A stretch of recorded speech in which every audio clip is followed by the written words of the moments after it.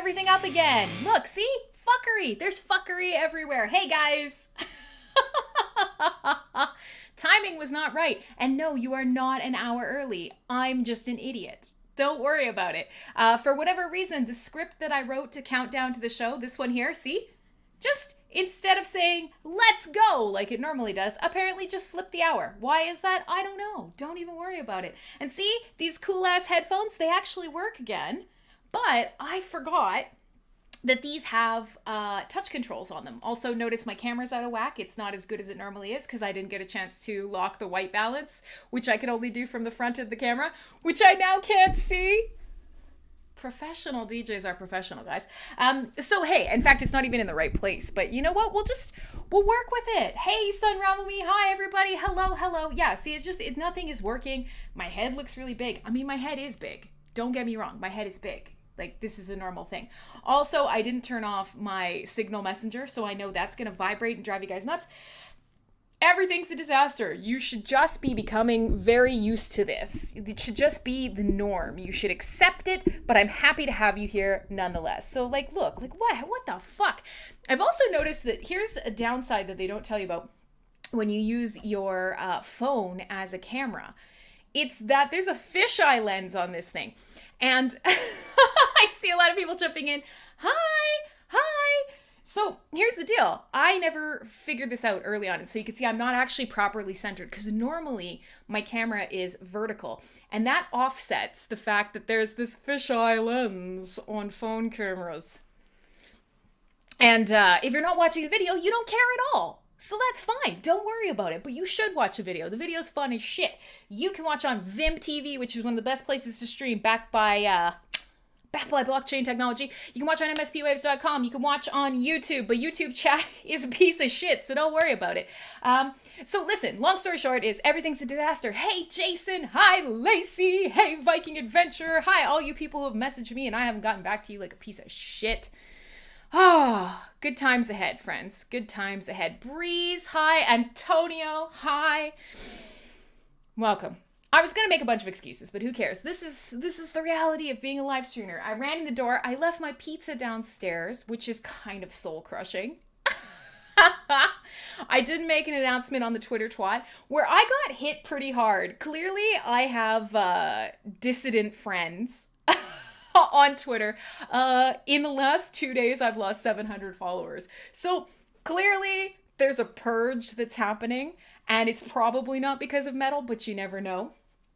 So I will attempt to fix the camera as things go. And hopefully I will not make a bunch of noises in your ear because it's attached to my microphone.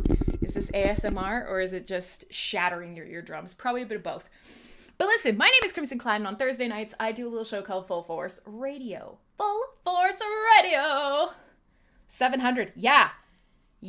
Here I am. Oh, Viking Adventure making a pizza. And random internet guy, what it is. Yo, you want a mega giant hive pump? Yeah, me too, bro. Me too. Lots of cool stuff is coming, though. I'm warning you up front, I don't talk about Hive tonight. Tonight is a Full Force Radio. We play lots of loud music. And apparently, I just ruined everything. No, and that's fine. You can chill because we talk about Hive here. I mean, like I say, I'm streaming this on Vim, which is a Hive-backed, Hive-powered streaming solution. Theta is there. mspwaves.com is there. You can interact with DJs on the Hive blockchain. So, Hive is part and parcel of the Full Force Radio experience. It's just not the entirety of the Full Force Radio experience. So, I hope you guys have had a great week. Trump followers, I mean, maybe, I don't know. To be quite honest, I have no idea. Kind of wild, to be honest. So, yeah, one of the things that we talked about in my Meltdown show, which is what we'll call it, is that I was going to do some work on really expanding the show. I've got some stuff in the background, like I'm making the website for Cyberbuzz is basically done. I'm going to start updating and changing the Full Force Radio one.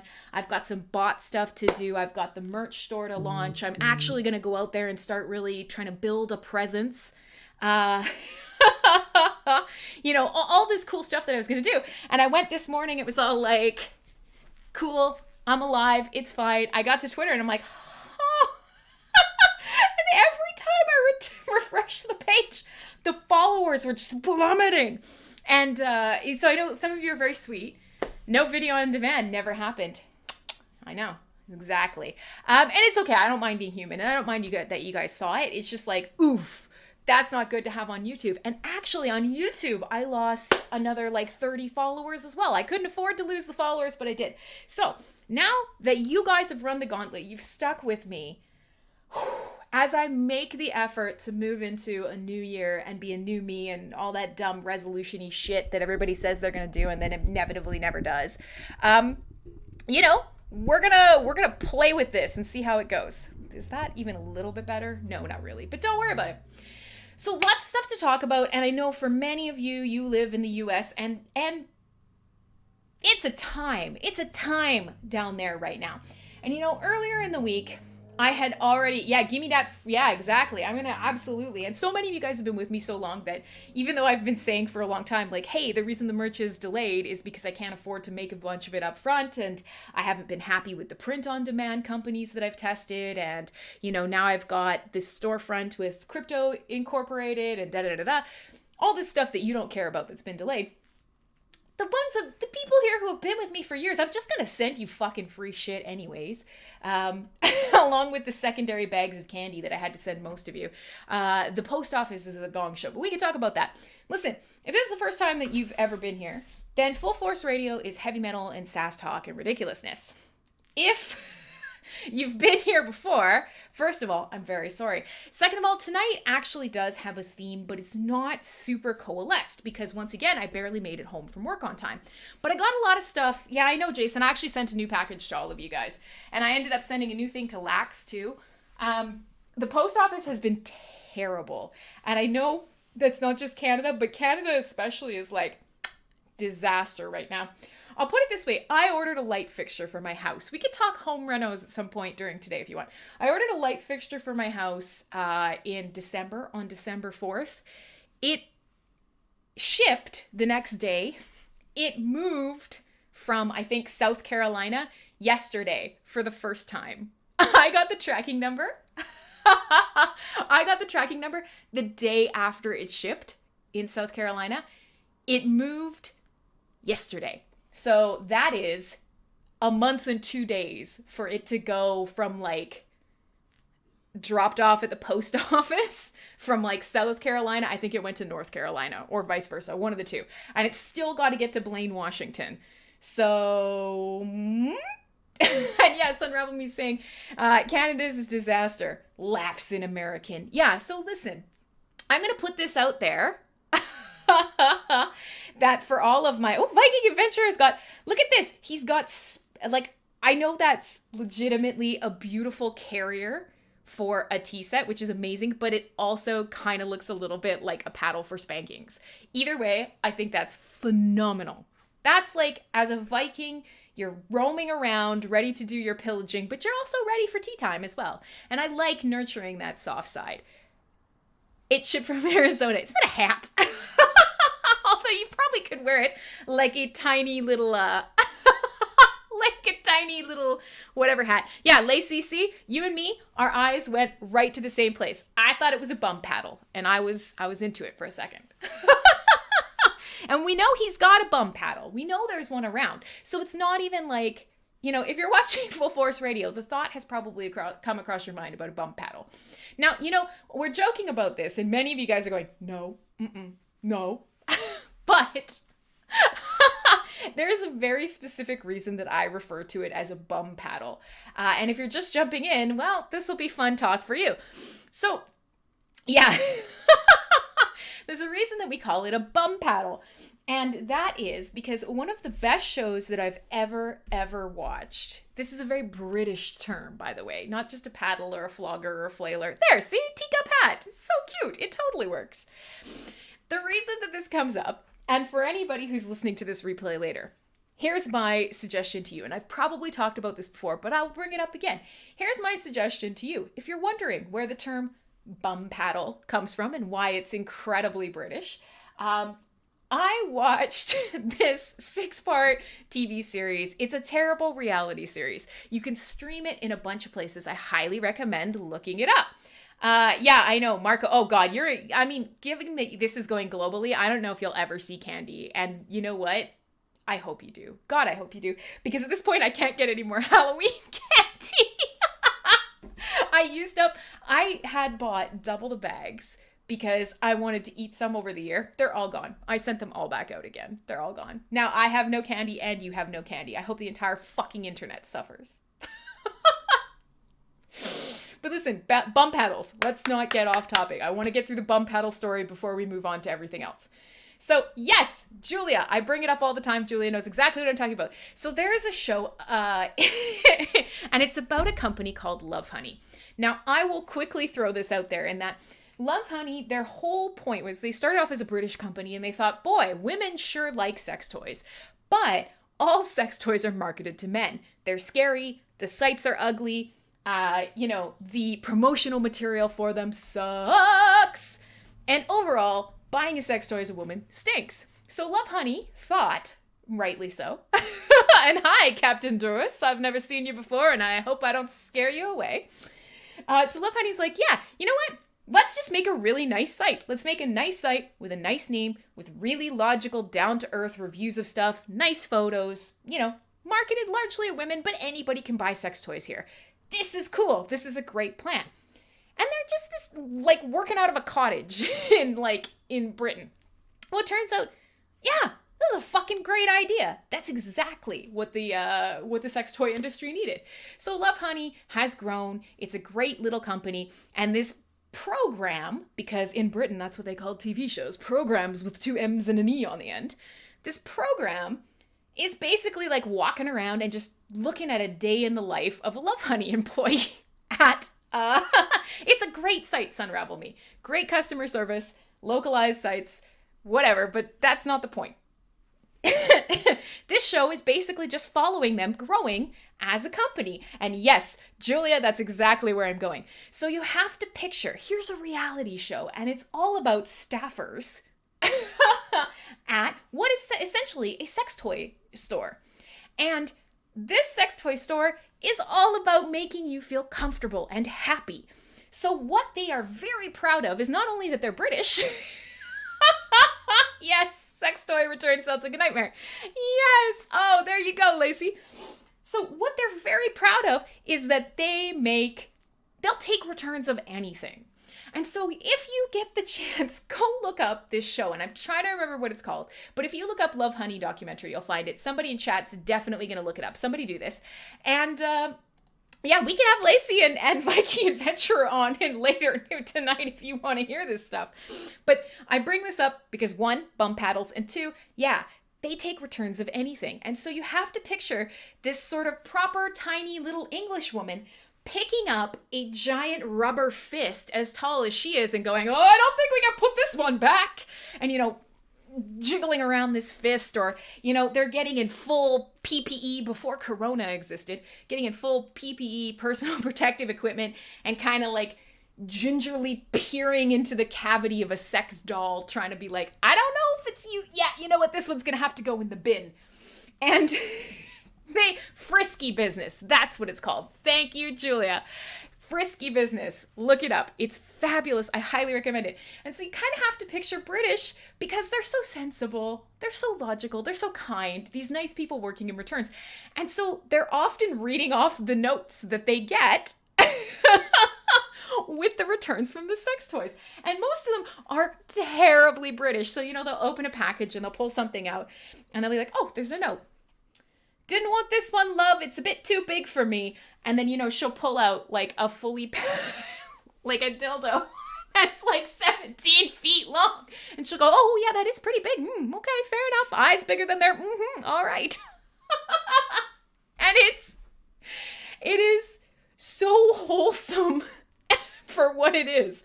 The whole show is almost safe for work in how wholesome it is. And I'm going to say that's because British people are fucking delightful. But so what sent me on this tangent, because it's not very heavy metal, but don't worry about it. What sent me on this tangent was the idea of bum paddles. They love bum paddles, and they're always talking about bum paddles, and bum paddles, and Sunravel Me knows what she's doing with her weekend. But so they're just always talking about bum paddles, and they're always pulling them off the shelves, and they always keep them around, and they're whacking each other with them, and they're always talking about them. And a shocking number of bum paddles both go out the door and come back in returns. And they call them, it's never a paddle. It's never really I think a flogger is something different. It looks like a little whip. But they always very specifically say bum paddle. They don't say paddle. It's always a bum paddle. And it's just it's so British and it's so delightful. And I love everything about it. And I highly recommend that you guys all go watch Frisky Business is basically where I'm going with this. Hashtag bum paddles. So let's do a quick check-in. Hey, Eileen, good to see you. Oh, I lost Captain Duras. I scared him away. That's all right. I also don't have all of my my numbers up on the screen, so I can't see who's watching on the other places, but I'll get to it. I coded up some stuff for Vim, so I'm going to have combined Vim numbers soon. Yay! And if you are watching from somewhere else and you want to chat, you can do that, and then it'll show up here. Your chat will show up in my chat. If you're on Theta and you chat, it'll show up. If you're on Twitch, it'll show up. If you're on, Vim? On either channel, it'll show up, maybe? I don't know. But so, yeah. Hashtag bum paddles. Now we can actually start the show. So here we are. Another week has gone by. Welcome back to Full Force Radio. It is, I guess, technically the first Full Force Radio of 2021. Now, my friends, shit's been wild. I don't know where all of you are in the world, but I know where many of you are in the world. And, you're scattered around. Many of you are in the United States. And shout outs to you, because stuff's a little messed up right now. And I know it's hard, and all of us are thinking about you and rooting for you, and things are wild, right? Here we all were going like 2021, let's do the fucking thing. And then the thing started happening. And you were kind of like, okay, no, wait, let's not do the thing. Maybe we just don't do the thing. Let's hold off on the thing for one more second. Let's just tone down the thing. And now we're like 7 days. Now we're 7 days into 2021, and we're like, all right, well, it's been 84 years. See you guys in 2076.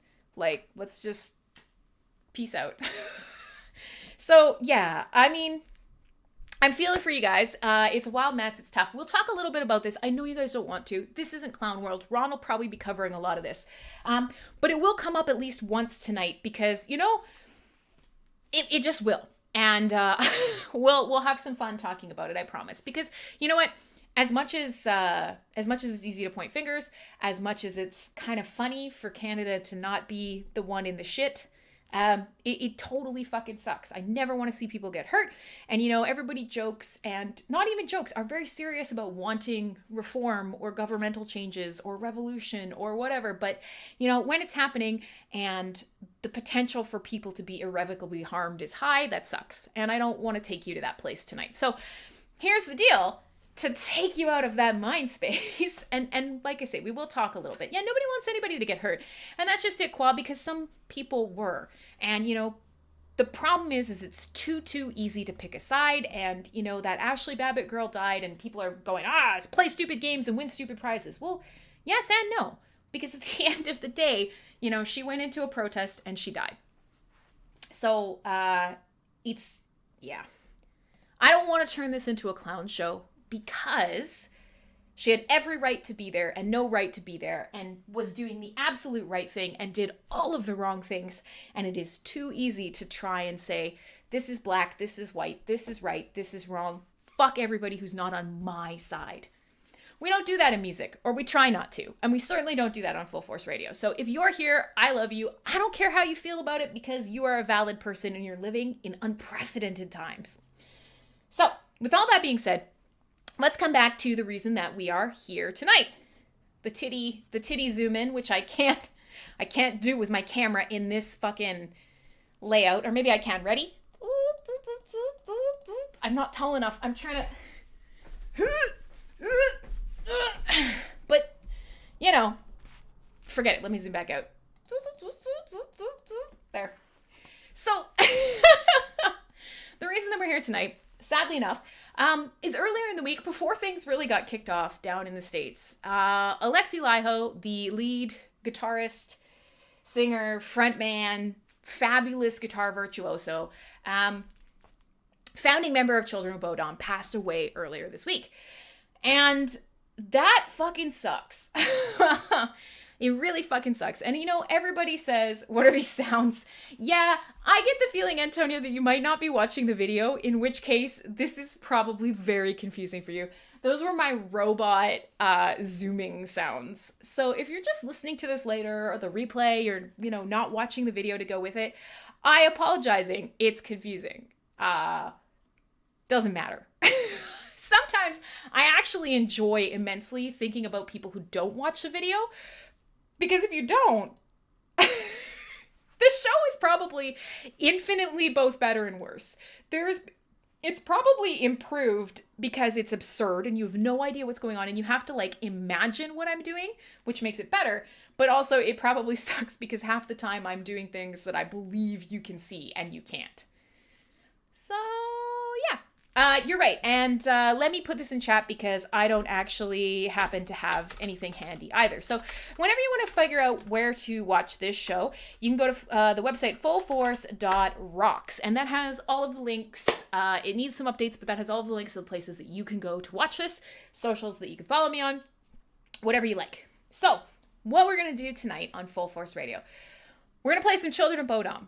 And we're going to talk a little bit about Alexei Laiho's life because he was a complicated dude. He, I've done some 6 Degrees of Mutilation shows before, and I talked a little bit. One of my most popular, famous ones that you guys loved was the one about Peter Steele, type O negative. He died quite young as well. And one of the other ones that I did was Devin Townsend. I did 6 Degrees of Mutilation, all about Devin Townsend. Still alive, still an incredible musician. But these shows are always really interesting because we explore a person's life, their career, the impact that they had on other artists, the artists that had an impact on them. So we're going to do a little bit of that tonight. Very nice. Tea with a little bit of something in it. My bottle is getting awfully low. I'm going to need to buy some more Knob Creek for sure. We'll see if we can get through some of this tonight. And I will, during the first break, go get my pizza. But so talking a little bit about Alexei Laiho, you guys might remember last year, well, I guess, 2 years ago now, because it's that awkward period in the new year, in, that first part of January where you're like, last year, but you really do mean a bajillion years ago, but you don't know, time and space don't exist, you're very confused, you're still full of cheese from the holidays. You've been writing the wrong number on your checks for a month, which, I'm pretty sure nobody even has checks anymore, so that probably dates me too. It's a confusing time. But in 2019, the band, yeah, exactly. It's bad, man. It's bad. It's just, everything's bad. But Jesus Christ. In 2019, Children of Bodom put out an album called Hexed. It was their last album with the lineup as it was at the time.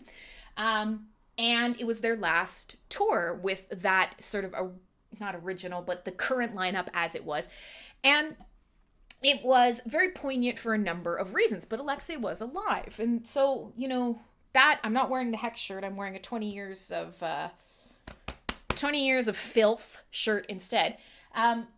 But one of the reasons that this mattered was when I went to the show and when I came back from the show, we talked about Children of Bodom a couple times on this show afterwards. Alexei Laiho was not healthy. And so a lot like Peter Steele and a lot like a lot of musicians or artists, he was coming out of a period of intense addiction in his life. And so, I've been going through all my pictures, I've been going through everything that I've shared with you guys. Looking back, and I think I even said it when I came back to the show, came back to the stream, it was hard because the show was amazing. This new album, Hexed, was so good. The performance was incredible. It was everything that you wanted from Children of Bodom. It was fantastic. Oh, yeah, that's 9. I don't think 9's ever been to a Full Force Radio. But if you tag somebody enough, they might show up. You never know. And actually, to be fair, I didn't make an announcement about this on Twitter either. So, starting next week, when I'm a little bit more on time, I promise I will actually really start drumming up show stuff. But, let's just have a safe space moment here tonight. We could talk a little bit about sex toys. We could try again, because I know Antonio and some of you guys might want to do another round of Quiplash now that I actually figured out how to do it. We could play some games together. We can have a nice time. But I am going to play you guys some motherfucking Children of Bodom. So here's the deal. You know, coming back from that concert was really, really hard, because seeing Alexi Laiho in that shape, and seeing how wasted his body was, seeing how difficult it was for him to even sort of keep up the vibrancy of his performance was tough to watch. It was really hard to watch. But he was coming out of a period where he had been sober for the first time in a long time. And I mean sober, I say, kind of with air quotes. But I want to talk a little bit more about his career. I want to play you guys some music starting from way back then to way up now. Johnny Garrymmer has asked for Band from Heaven. Abso-fucking-lutely. And so we will, yeah, I know Antonio's thinking about playing, so we could do that as well. No, I don't think so, because Jason, honestly, I have been sucking. I have done so few shows over the course. Oh, God. There you go. I actually thought that was Ron again, but that's 9 right now. So here's the deal. I've been missing so many shows. Full Force Radio kind of fell off the wagon. Everything lined up poorly. I was hitting the wall. 2020 went out on a very note. Wasn't good. Was not a good it was not a good anything. So now we're in 2021. Sky's the limit. The Capitol's definitely not on fire. You guys aren't in the middle of a civil war. Canada's not just fucking about up here in their nanny state. It's fine. We're all fine, okay? It's fine. But I want to play you guys some Children of Bodom tonight. I want to talk a little bit about Alexi Laiho. And I want to talk a little bit about sort of guitar virtuosos in general. And then, you know what? Yeah, we'll play some games. Let's have a really chill stream tonight. Let's just have fun. Let's enjoy ourselves. I'll fix my camera. And we'll go from there. But yeah, there's definitely something to be said about about Children of Bodom. Now, for me, if you've listened to Children of Bodom young, and Jesus Christ, this is so confusing. I'm trying to keep track in chat, but it's very difficult to tell Ron from. It's very difficult to tell Ron from 9. 9 has got a bit of a halo around her profile picture. Ron does not. And Ron's a different color. But even then, I usually just go by your profile pictures. So if I start referring to you as not you, I apologize. And if you're in one of the other places and you're not chatting in the Discord and you think, what the fuck, Crim's a psychopath, you're correct. But also you should join in the chat because it's a lot of fun. So we'll start off with some Children of Bodom. I want to talk a little bit about guitar virtuosos in general. I just said you're a different color, Ron. For fuck's sakes, Ron. It's not all about you, Ron. Thank you for running our whole station and making all of this possible, Ron. Hemorrhaging listeners. Just hemorrhaging listeners. But I want to talk a little bit about guitar virtuosos because for a lot of people, Children of Bodom sound scary. This is a scary name. They have a lot of scary imagery. They have, yeah, if y'all change your photos, I will be confused. I will. I absolutely will. And it's not hard to confuse me. Hey, Alpha, I didn't say hi to you when you jumped in. I'm a disaster. Just accept that. But I've talked to you guys a lot over the years doing this show about why guitar virtuosos are really important to me and where I kind of started in my metal journey and some of the sort of big personalities, big sounds, big styles that drew me deeper into the genre. And so Children of Bodom have a place there because for a lot of people, this whole Children of Bodom, like even the logo, it's not quite a black logo. Jason's not stoned enough for this, so I'm losing him.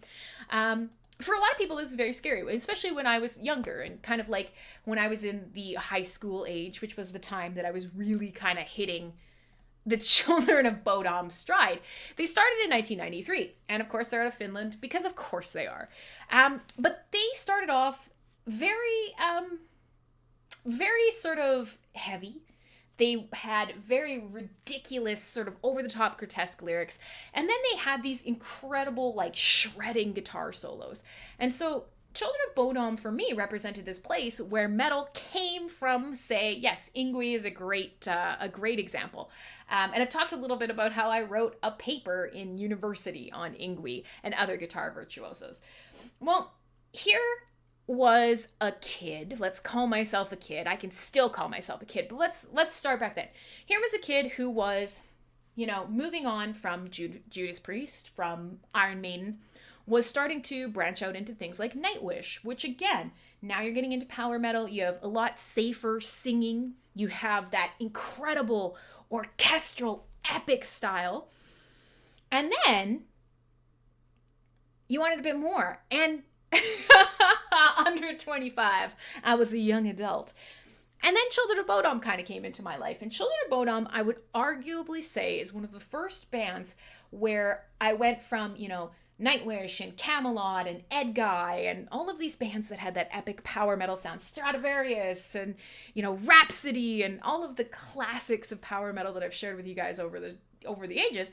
And Children of Bodom took a lot of that same energy, that sound, that whole like swooping in on a motherfucking dragon, but they paired it with something scary. And it was the first sort of exposure, for me anyways, of moving towards that death, that black, that dark, that doom, all of the things that I now love. So for a lot of people, they just go, "Ooh, Children of Bodom, ooh," and they hear all these sort of album names and go, "Ooh." But they were bringing a ton of aggression to a sound that already existed, and it was already actually kind of... Everybody's leaving. Jesus Christ. I'm sorry. I'm just passionate, friends. Let me play some music. Just pretend you're still here. Don't worry about it. So this brought a lot of sort of darker, angrier sounds into my life anyways, especially because at the time, we always talk about the mid-90s and what was going on in metal at that time, the church burnings and death metal in general and black metal and everything that was happening sort of in Europe. And then over here in America, America is the continent, not, North America. We were slow to kind of jump on that satanic panic train. We were a little slow to start getting true black metal in North America. We had thrash, we had, kind of crusty, punky stuff, but we didn't have that anger. We didn't have a lot of these sounds. So for me, Children of Bodom was this really interesting combination of a lot of the stuff that I liked about, say, Nightwish, but that I also really liked about thrash bands that I was discovering, Metallica, Anthrax, all of these bands that I refer to as the old white guys, but with this new aspect, and arguably maybe one of the first times that I really kind of embraced what was unclean singing. So I definitely want to play some stuff for you guys. I've played Children of Bodom for you before. One of the things that I like the most about them is incredibly, incredibly playful. Alexi Laiho, as a guitarist, loves really fucking flowery solos. Incredible, like, what you think of if somebody says, "Hey, what's a metal solo to you?" You picture some guy with all his hair standing on end, his hair sprayed up and just, that kind of thing. That's how Alexi plays. And a lot of the musicians that we really love now idolized a lot of what he was doing in the 90s. And you get a lot of guitarists who are known as some of the fastest or, today's virtuosos like Herman Lee, members of Dragon Force, things like that, who look at Alexi and go, "Man, this is why I play like I do." Hey, Mr. Meeseeks, good to see you, my man. It's been a while. So I want to celebrate with a couple of my favorite Children of Bodom. Great writer and composer. Totally. I agree, Johnny. We should just do one night, we should just do a nerdy metal history talk. Although that's basically what my show is when it's not bum paddles, to be quite honest. So I'm going to play through some of the stuff I really like. And then I'm also going to highlight just some of their ridiculous sides, because some of you might remember I actually did play for you a cover of Britney Spears. I think it's "Oops, I Did It Again" or "Baby One More Time." I don't actually know the names of Britney songs. I just know their choruses, but I assume those are the names. And so one of the things that Children of Bodom did a ton, I also played you guys a version of "Shipping Up to Boston." Children of Bodom never took themselves too seriously, which is always a great thing in metal, because, you'll always see these bands wearing fucking like corpse paint or like 3-foot long spikes, just glowering into a camera, taking themselves so seriously. And well, there's a place for that because metal is hard and angry and powerful, whatever. There's something fun about it as well. Bum paddles are getting a hand up in the chat. And so one of the things that Children of Bodom has always been known for is just ridiculous covers. They did Bananarama's Cruel Summer, Danger Zone, Kenny Loggins, a ton of really fun, interesting covers. And so somewhere in the middle of these incredibly powerful, angry, scary original songs, hey Leonis, and then somewhere in between these complete, like, drink too much, puke everywhere, party till you drop covers, you had, you know, sort of the mind and life and times of Alexi Laiho.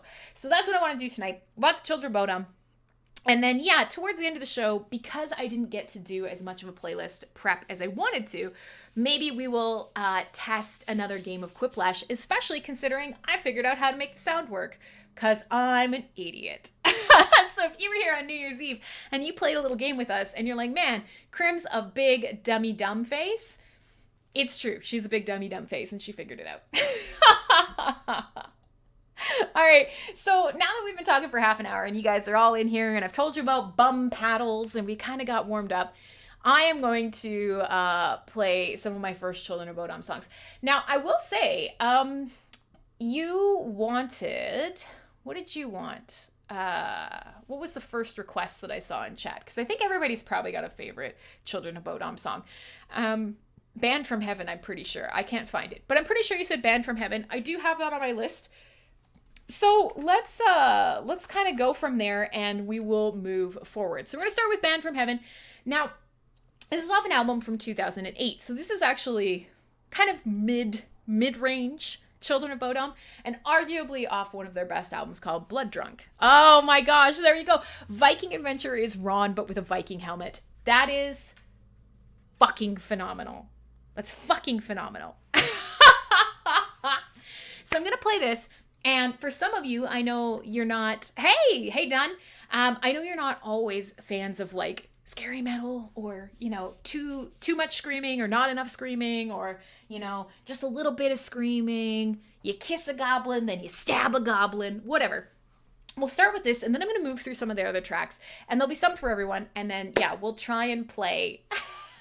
We'll try and play some games later on. We'll just hang out and we'll play some games and have a good old time.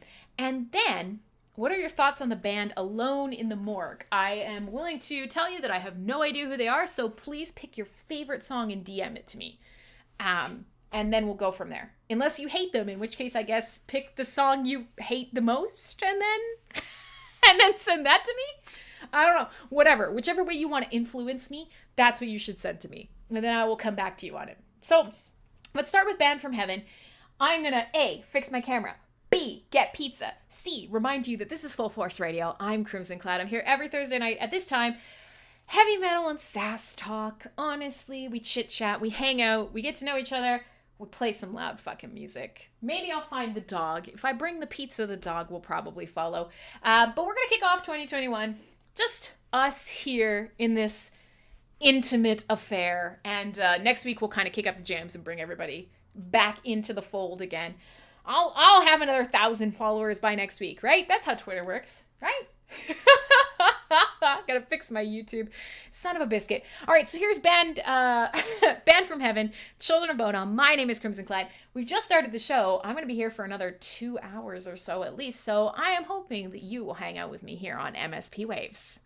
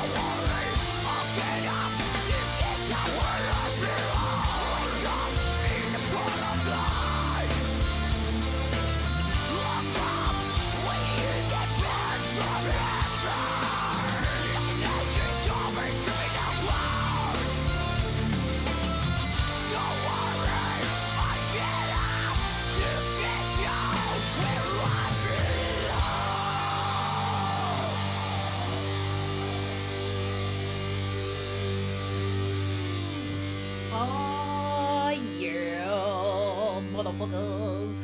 Hey! Banned from heaven, children of Bodom. Hey, my name is Crimsonclad. Welcome to Full Force Radio. You will recognize that I finished my camera. Antonio's asking, what the fuck? What the fuck happened to the camera? I spun it around 17 times. I set it up. You'll notice I don't have the gigantic head fisheye lens effect anymore. You can kind of see a little bit more of my background, which is good. Because dog. There he is. It's hard. Unfortunately, I don't keep the autofocus on. So he will be out of focus for you. But there he is. There's Murphy Boy. He's basically the only reason people come to my show. Which is a very valid reason. Murphy, come here. Up a little higher. Come here. Come a little closer. No, he doesn't know what to do. Come here. Up. He's so good. So, that's fine. Everybody's turning into Ron in the chat, which is great. I don't know why there's a clown Jerry, but that's terrifying. This is exactly the show. So yeah, it's your last week off work. I've still got to get through a pile of your messages because I'm an asshole. But that's really cool. So you're getting ready to go back to work. That's really exciting for you after a year or so, or thereabouts, or however long it feels like you haven't been in the workplace. So before we kind of go into some of the insanity that is happening, 2 years, Jesus fuck. See, again, it's that time full of cheese. And also, I would just want to trigger everyone that I have a very Canadian Hawaiian pizza here. Pineapples on pizza or no? Is this enough to really trigger you? If I sit here and eat pineapples on air? Are you one of those people where pineapples makes you very upset? Either way, I will eat them to protect you. I can see Breeze is typing. But, so tell me a little bit about what's... You see, not one person talks for X amount of time, and then I mention pineapples on pizza, and there's a fucking Donnybrook in chat. Immediately, everybody's...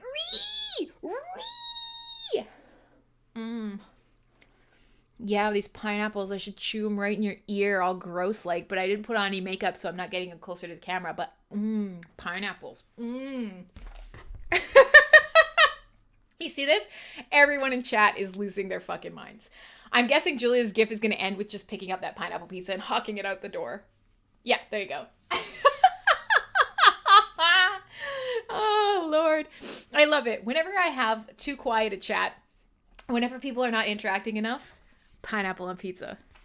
You want to know? Yeah, exactly. You want to know how to trigger people? You want to talk about how to get engagement? You want to get into a fight on Twitter to get all your followers? Fucking pineapple on pizza, man.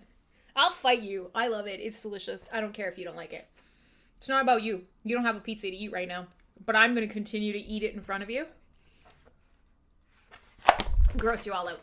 So, the Crim Slurp. Exactly. Yeah, Sun Raffle me's with me. Look at it.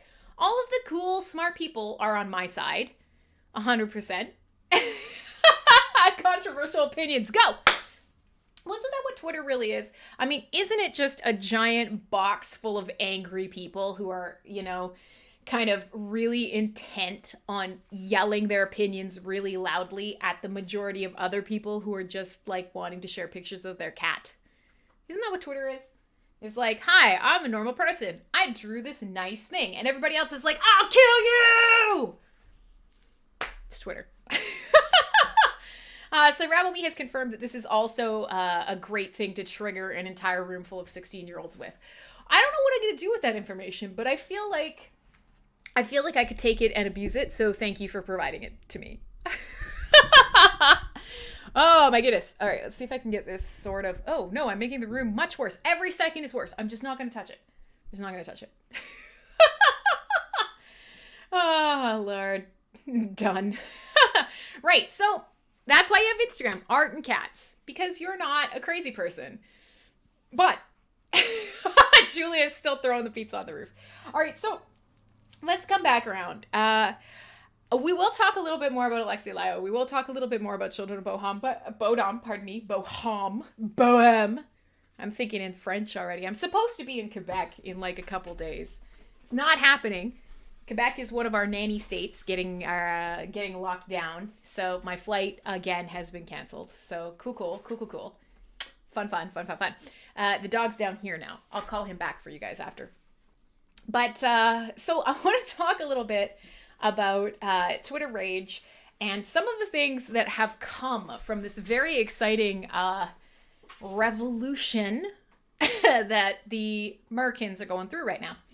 So obviously, wherever you may fall in the spectrum, no judgment here. I know there's a lot of people, and I find, in the music scene and the art scene especially, you get a lot of people who are like, if you believe X, then fuck you. Holy shit, it's Brown Bear Games. It's my favorite not on a rooftop Korean. But I get the feeling Brown Bear Games would be up on that rooftop if he needed to be. So, hey, man. So, here we go. Stuff's going down in the States, and I don't care what side you're on.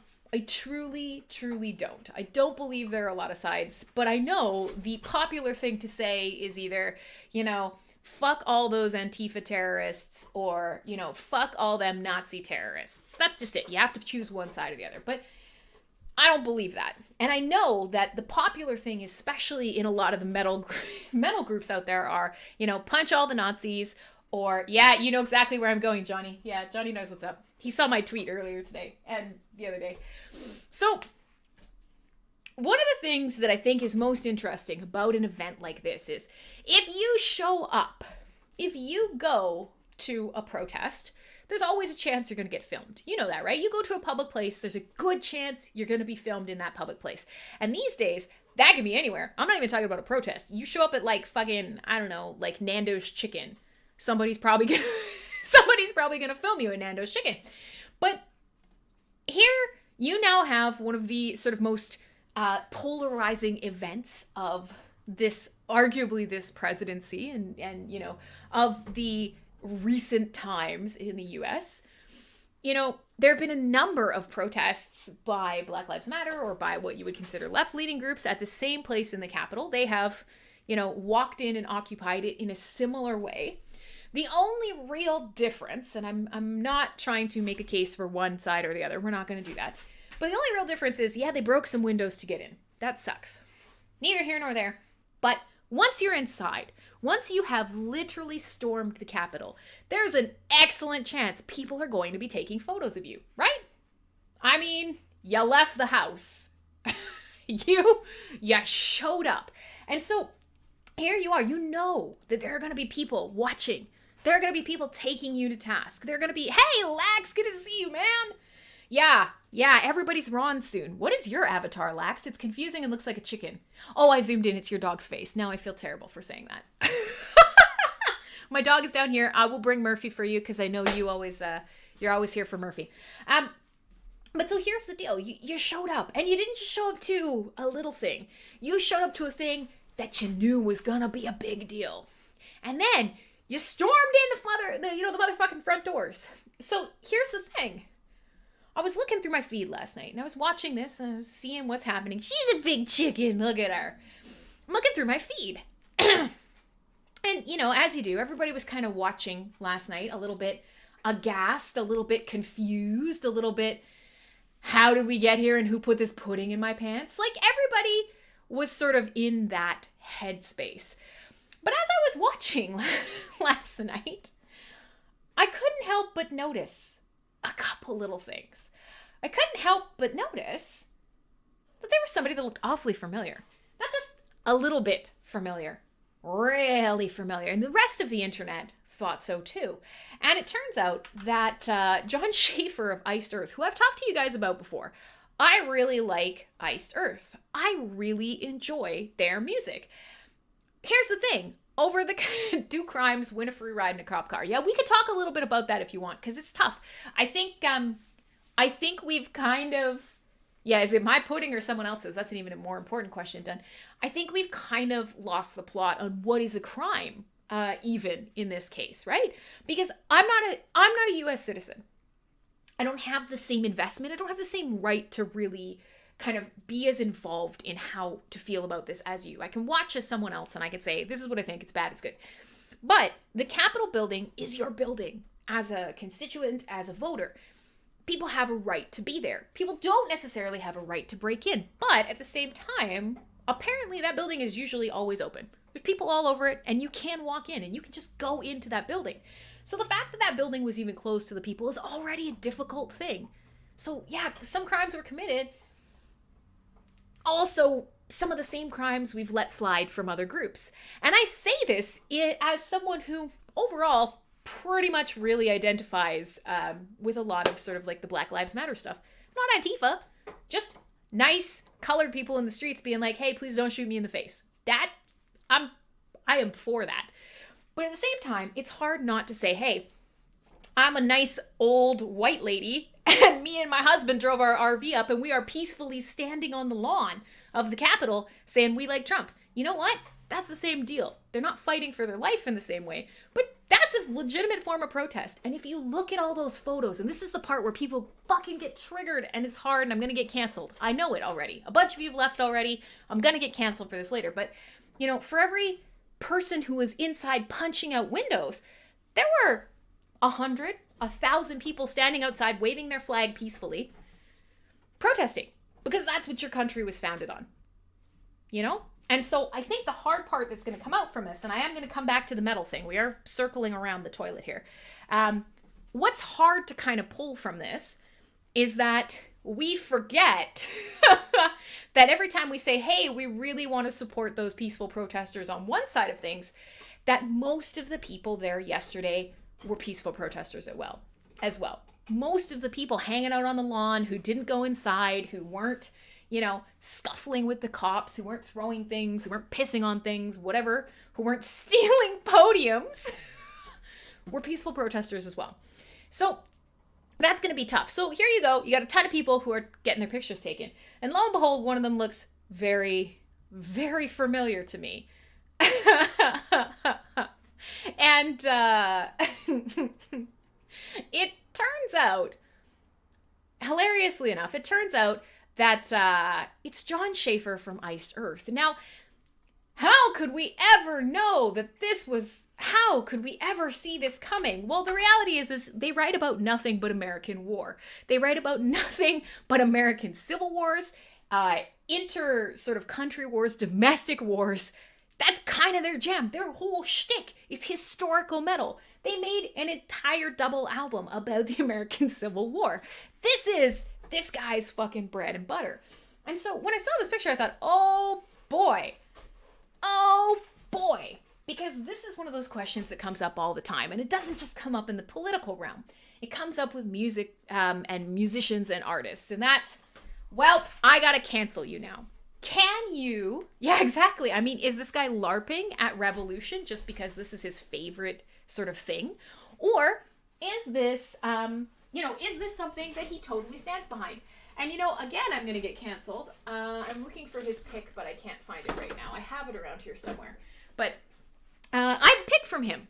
He, did you get $1,000? He stood at the end of the stage and he handed me a pic the last time that I saw them live when Demons and Wizards played.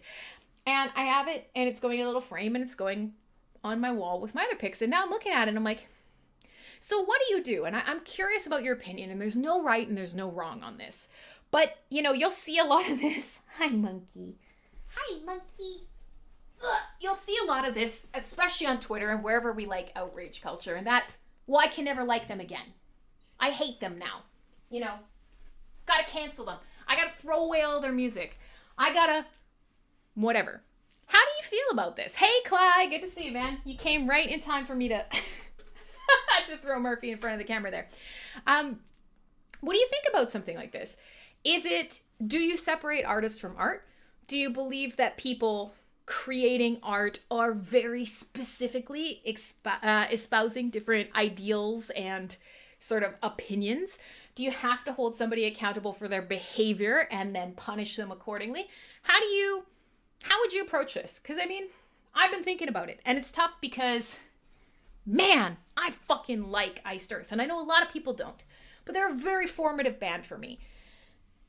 You will forget this one moment and remember that concert more. Fuck cancel culture. Yeah, Lax, a small part of me has to agree. And Antonio, fucking man. Everybody has to be as peaceful as Murphy. I agree. If everybody was as cool as my motherfucking dog, we would live in an amazing, amazing world. Because my dog's awesome. You can't see him right now, but he's laying on my floor, looking at me, being like, "Give me that pizza, you son of a bitch." So maybe he's not that peaceful. But Cly says artist for money laundering, and that's all. All right, fair. But so yeah, just think on this for a second, because this is something that I'm kind of like, I don't 100% know how I feel about this. Because there is a picture, there's a picture right there of a man who is, at a screaming throng at the front of a group of protesters, but at the same time, he's not doing anything. He's not doing anything. And he can have that opinion, and it may not be the same as mine. So, just because he showed up and to voice his opinion and have a protest, do I get to... I don't know if you guys can hear Murphy in the background. He's going...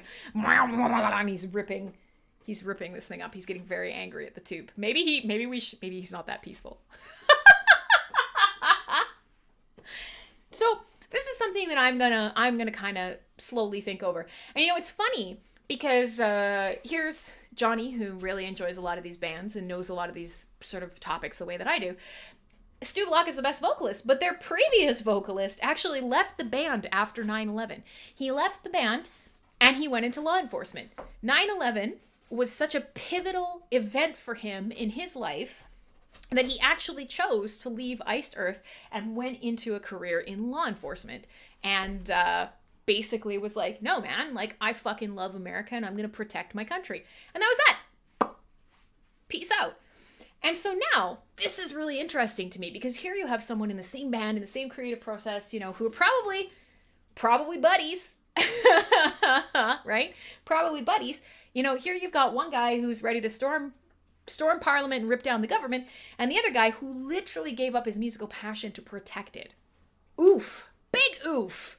Big fucking oof. So Viking Venture is saying, what artists want to do in their spare time should be allowed. They should have private lives. But they do also need to be held to a higher standard and to be, exemplary people. They have a voice and they have a soapbox. I think that's fair. I think no matter what side you stand on, that's kind of important. Is recognizing, hey, if somebody's super famous, then what they say is going to matter more than you. And that stinks. Ain't that the truth? Hey, you know what? If lots of people listen to you and then you act like a gigantic douchebag, that's on you, man. That's on you. So everybody in chat has now kind of wandered off topic, and that's fair. I am kind of, have no problem with that. I just thought I'd bring it up because I thought, holy shit, I'm not 1,000% sure how I'm going to go from here. Because here he is. And I mean, I was even looking through, it's quite funny. I was looking through the photos that I was sending to my friends at the time. And I'm like, okay, so that's the picture from Associated Press. Here's an image, here's a still from the last time that I saw them play. And I'm like, yep, that's him. That's fucking him. There's no doubt. So this is something that I'm going to have to work through too. But I think it's an interesting time. And I imagine for everybody, even if it's not metal and it's not art and it's not music and whatever, I think everybody's going to have to kind of come to terms with the fact that some of those people at those protests yesterday, some of those people, you're going to see them and they're going to look just like you. They're going to look exactly like you. Your aunt, your grandma, your brother. They're going to look like people that you hang out with. And I'm not talking about just, I'm not talking right-leaning protesters or left-leaning protesters. I'm just going to say you're going to see people in some of these situations out in the world, and they're going to look just like you. And it's really interesting to watch that not in America and think, what does that look like? What does that feel like? When's it going to come up here? Because it will. It will. And the rest of the world argues has been doing this stuff for a while. So now that we've spent a bunch of Alexi Laiho's show talking about not Alexi Laiho, we will do a little bit more Children of Bodom. Crim trying to invoke a revolution. No, I truly don't care. I truly don't care what you do. I would like people to be cool to each other and ignore the government until they go away. That'd be amazing, but that's not how this is going to work. So, I'm just here talking about weird, watching the news feed and seeing John Schaefer from Ice Earth hanging out. Corn on the cob. No, it won't ever. Okay, well, Mr. D, I'm with you. I'm hoping that's the truth of it for reals. All right, let's see. Have you heard this music yet? Yes, I have. Yes, I have, which is crummy because it just came out. Isn't Bodom's lead singer, rest in peace? Yes, that's exactly why. Rocking the Bodom shirt, talking a little bit about Alexi Laiho. I'm going to look up some of the pictures that I have sent over the course of the last couple years from the performances that I've seen. And we're going to play a lot of Children of Bodom tonight. That's the whole thing. Because he's gone way too soon.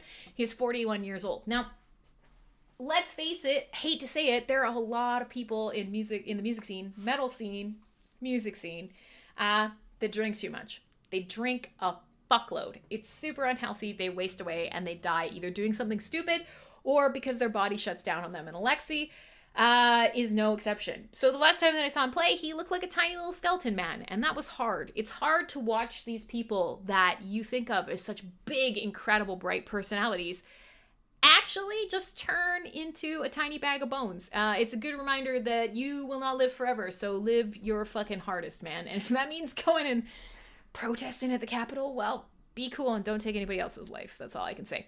Okay, so one of the things that I want to do, since I am hemorrhaging listeners, which is what happens anytime that I get a little too chatty, is I'm actually going to play something for people who don't necessarily super duper fucking love screamy vocals. I'm going to play a live track from a Stockholm show that is one of my favorites. And I'm going to play, I'm trying to decide if I'm going to play Downfall or Clash of the Booze Brothers. I'll probably play Clash of the Booze Brothers first, specifically because this track, is basically one long improvised guitar solo. It's fucking killer. It's great. There's not a lot of singing. It's a whole lot of shredding.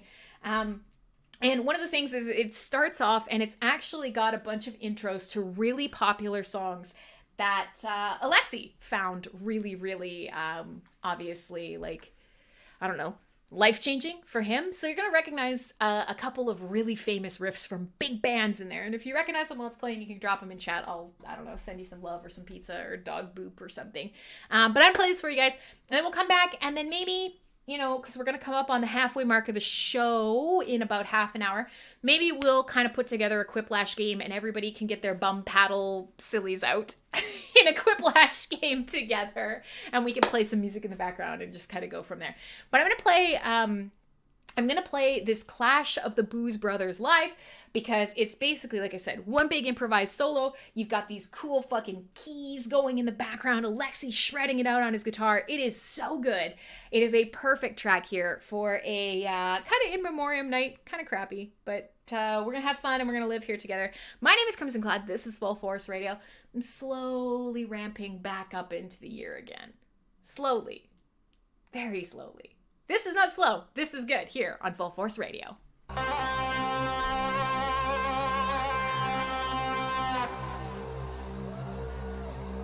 Let me know what you hear.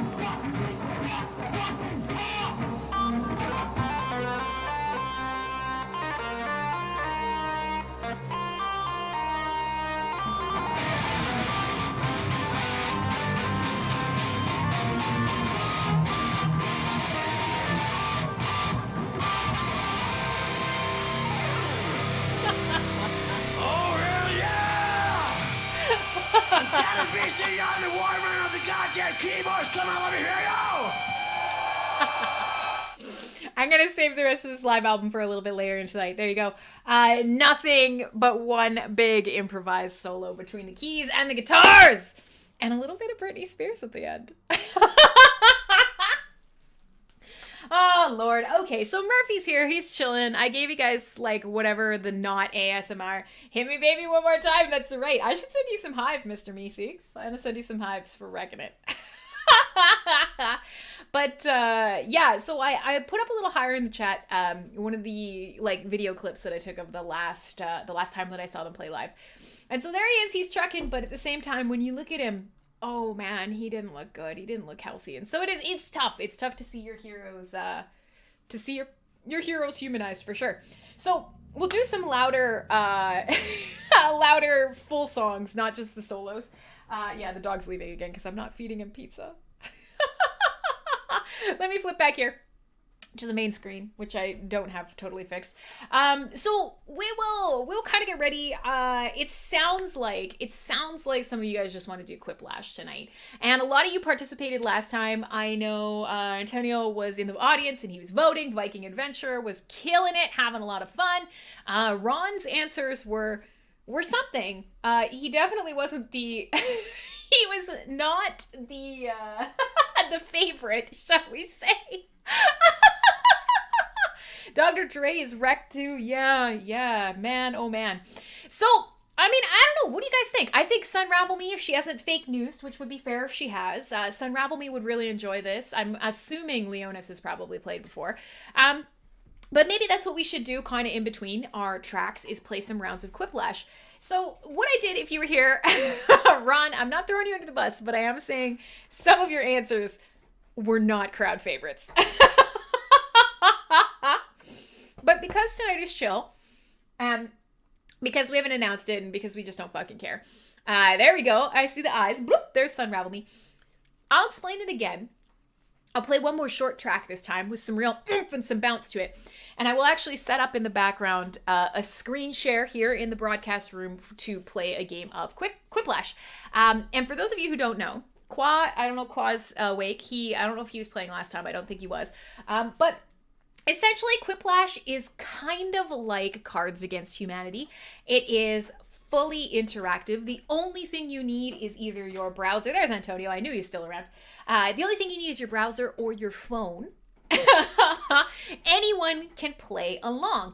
And if you're not playing, if you're not one of the main group playing, and you just want to have a say, then you can also just vote on other people's answers from the audience. So you can play along as somebody who is participating, or you can just vote. And so, yeah, Antonio was just in the background making up the wrong answers and voting on things. And you can allocate some points that way. It is a super fun game. It gets inappropriate real quick. So we were talking about bum paddles earlier. If you were here on New Year's, during Ron's Rockin' New Year's Eve, we were playing this Quiplash game. And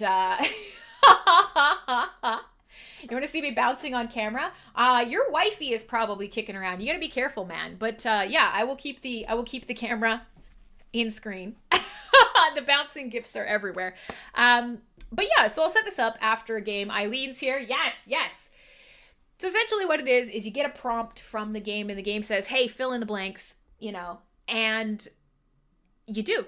And it can be however you want. And I'm not going to lie, one of the questions that I think might have been my favorite was things that make terrible toupees. And one of the answers was things that make terrible merkins? I can't remember, toupees or merkins. Either way, it was Clay's beard. There was another great question. Yeah, but she's your wifey. Deal with it. Look at it. He's like, oh, we're not really married. Terrible hats. There you go. Okay, terrible hats. Fair enough. Or one of the other questions was, what should you bring to your friendly neighborhood orgy? And apparently the answer was a Jell-O salad. Just FYI. The answer was a Jell-O salad. Because you're a considerate neighbor. A Jell-O salad and not Corona was the overall sort of... Oh, God. Oh, look! Team Grim! Perfect! A merkin made from Clay's beard would be a terrible hat. Hey, man! Hey, Guillaume! How you doing, man? I hope you're doing okay. Another one of our delightful and wonderful and fabulous Quebecers who are going into lockdown has joined us. So, just good friends since you were teens. That means, I'm just saying. But all right, so let's try. God, this camera is just, it's terrible. It's so wrong in every way, and I can't make it work.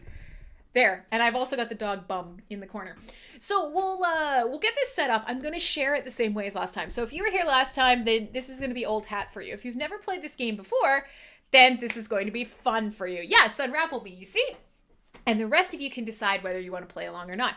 But what I'm going to have to do in the background is I am going to have to set this up. So I don't have it set up at this exact second. You never kissed? Oh, never mind then. Dude. You were playing with your friends wrong. That's all I'm saying. God, this is not a safe road for me to go down because so many people watch this later on. I'm just saying, I'm not saying that you can't not be friends with the opposite sex. But I am saying it is very likely that you will probably sleep with at least some of them. No judgment. No judgment. Probably learning some things here. Okay, so do you have to watch a video to play? No, not at all. You do not. If you want to play, you don't have to watch a video. If you just want to watch a video, you can do that too. You literally, all you need is your phone. You can tap on your phone screen, or you can use your browser. You can tap on your browser, type on your browser. Doesn't matter. You don't need anything. Otherwise, I'll be broadcasting for everybody else to watch here. And what are we playing? I was multitasking. Yes, you're being a cool person. I'm going to set up... There we go. Everybody in chat is admitting to fucking their friends. And that's okay. Because you know what? Fucking your friends means it's probably going to be a lot more fun. Or it's going to ruin your life. 50-50, but it's worth the shot, right? Oh, LP Faustus showed up. He's gonna rip out a bunch of my music choices. But that being said, we're not going to play too much music other than some more Children of Bodom tonight. We talked a little bit already about the US stuff, and I don't want to bring LP down now that he's joined us. So we'll just kind of like get this done. You just realized there's a video? Oh, see, Round Bear, I was talking about this earlier. People who don't watch a video, when they finally do find the video, they're like, oh my God, it makes so much sense now. If you don't watch a video, half the stuff I say is fucking confusing as shit. It's confusing as shit. For those of you who've come, Murphy, come here. For those of you who are just watching the video, who've never seen the video before, I'm going to bring Murphy up to the camera again. 1 second. Murphy, get. Sit. Good. Oh, yeah, Paul. Thank you. Here's pizza. Now you watch. He's going to run away when I try and pick him up. Because it turns out he doesn't like being... Wait. He doesn't love being lifted because he's very heavy. And I'm also not very good at lifting. Murphy, say hi.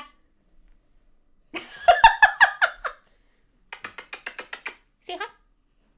Look at his face. He's so annoyed. There you go. I know.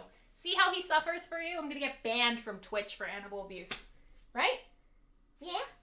Okay. If I give him pizza, it's like it never happened. There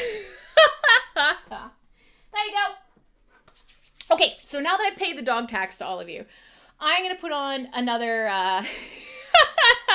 Snooty boy. Just more Lars Ulrich whining would be good. Yeah, we're not playing any Metallica tonight. Blink twice if your mother is torturing you. You heard him say, what the fuck? Actually, if I get him close to the camera, and the last time that we did this, he got right up in the camera and was like, he's a very tolerant child. So now that he's still there, burning a hole through my head, waiting for pizza, I'm going to put on a track. And in the background, I'm going to set up a Quiplash game. So for those of you guys who want to play, not sure if you want to play, want to get a feel for it, just hang on. I'm going to set it up. You might hear some weird sounds because it's going to be playing in the background, and I'm going to be setting it up on my second screen over on the wall. So while I'm doing that, look at him. Look at the way he stands. Look at how he's like, pizza. Aw, look at you. The last time that I saw Team Steam, Team Crim, Yum, we ate a pizza together. Now, if you know anything about Yum, is that he's like, at the time, he was vegetarian, vegan, like going on full fruitarian. And we went to a pizza place. and he asked for a vegetarian or like vegan pizza, and they kept bringing it with like cheese on it. They kept bringing it with like little meat bits. I'm pretty sure like he had picked just everything off his pizza, and he ended up, I remember we were crying laughing because we ended up sitting there and I'm looking at him and he just has this wet, sad, bare piece of bread. We were sitting in a cafe and I'm watching him eat this sad, wet bread that he's picked things off of, and it had like raw tomatoes on it. It was it was fucking hilarious. All right, so you guys could take it up with him in the chat. I am going to play you guys. God, there's so many Children of Bodom songs that I want to play for you. I'm going to play a track called Round Trip to Hell and Back. It is off an album called Relentless and Reckless Forever. And then I'll come back to some Hex, which is the newest album that we talked about. But while I'm setting up this Quiplash game, while I'm getting my second screen set up, while I'm doing all that shit, Round Trip to Hell and Back. I will take you there. I will bring you back from the brink. And we will play an interactive game of Quiplash while I'll hang out together. Tonight's not a real show. Tonight's just a fun show. It's not even a real broadcast. I didn't even tell people what was happening, but you're here. And I feel bad. You weren't Fruitarian at that time. You were going towards Fruitarian. You had a fruit locked up in your basement. I don't know. Whatever. So let me play this track. My name is Crimsonclad. This is Full Force Radio. It is a heavy metal show. It doesn't feel like it tonight. And, you know, we will have to return to the idea of a 6 Degrees of Mutilation, a full show about Alexei Laiho. But you know what? I didn't expect the U.S. to start burning down. I didn't expect to, you know. Listen, I'm a disaster. It's the start. It's the start of a new year, and I will improve later. All right, here you go. A round trip to hell and back. Stick around. We're going to play Quiplash together. Oh, this song is so good. I love Children of Bodom.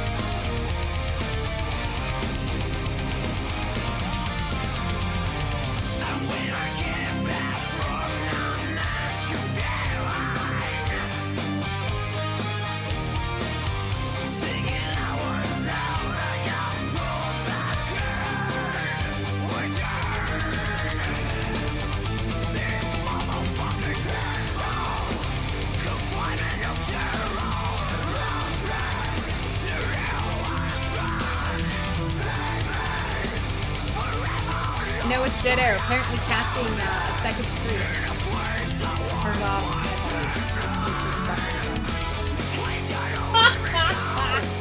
Hang on. Why? All right. Well, we might be playing Quiplash right away. Figure out. Motherfucker. Figure out. I finally figured out how to bring my my sound in to let you guys play, and then I fucking blow it because of course I do. All right, well that's fine, no problem. We don't need to worry about that. We don't need to worry about anything. We're gonna still stream the sound, and for everybody else, you're just like, what's going on? What's happening? All right, so this may or may not work the way that I thought it would, but hey. No problem. Let's start up Quiplash and see if we can actually hear the goddamn sound, and we'll go from there. So let's get Quiplash going. Let's get Steam going. Let's get all of y'all going, and then we'll then we'll just figure it out as we play. We'll do it as we go.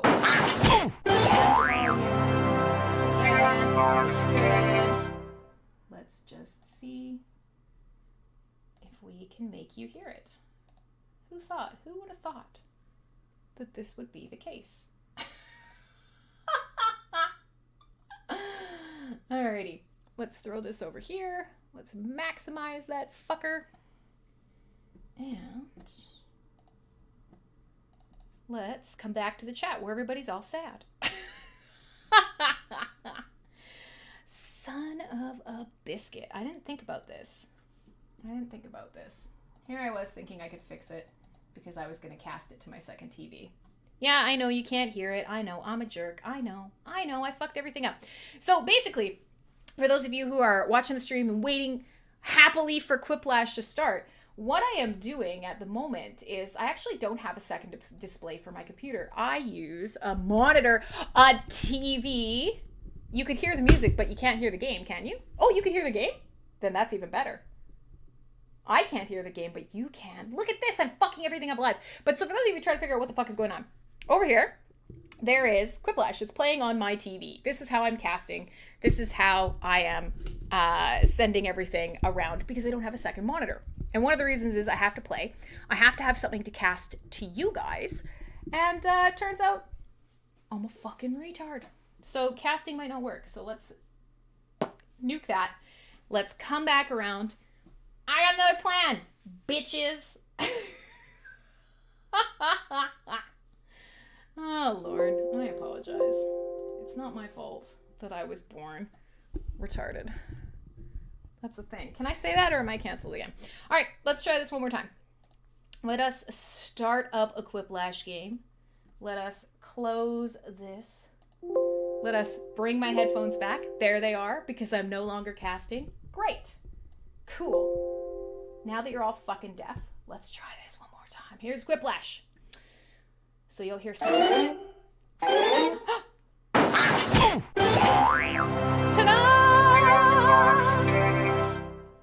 All right. So now... So now, here's the problem. I can't see the screen. So I'm going to troubleshoot on the fly. You guys are very patient. Thank you. Going to go into studio mode. Going to make a brand new screen here. I am going to get a window capture. I am going to get a brand new Quiplash. And then you guys are going to see on the overlay that it's going. And then everything will be magic. It will be amazing. Everyone will see it. There it goes. Okay. I think Nine's even here. Nine's just like, Crim is boring. I'm going to make food. Okay, so here we go. For those of you who are in the Discord, you're going to see me share my screen and go live if you want to watch there. Oops. Oops, oops, oops. Let's share this screen.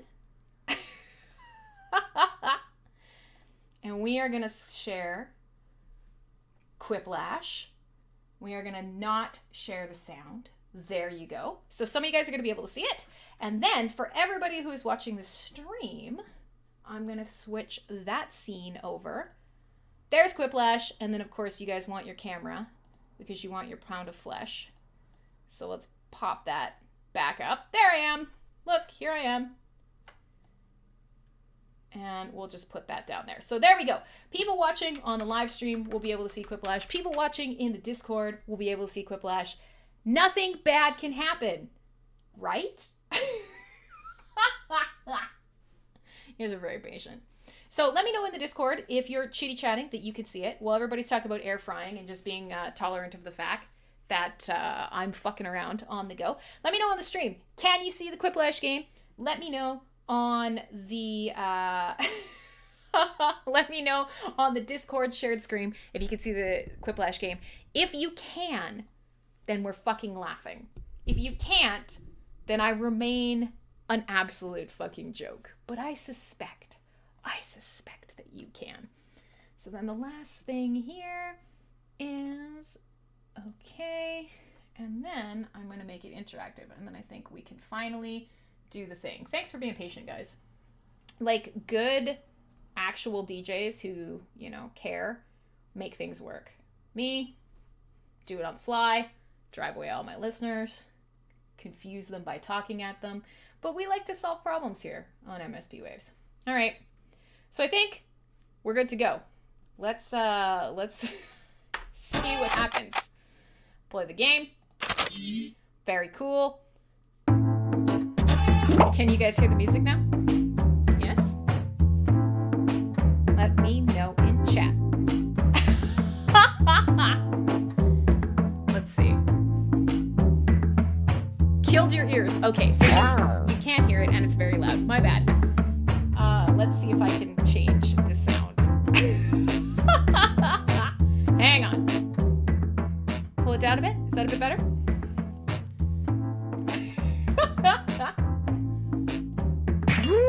All right. I don't know who Jerry Banfield is, but he's joined. Viking Adventure is there. If you want to join in this game with me, if you too want to play, I'm going to pull that down a bit more. You go to jackbox.tv on your device, type in the code QVYM. Hey! Antonio is in.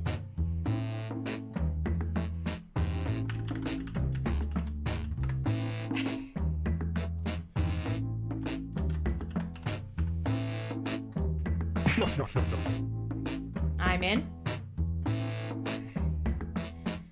Still a bit loud. All right. I will pull it down a bit more. And if we have to, I'll start the game and the rest of you fucks can watch. And we'll go from there.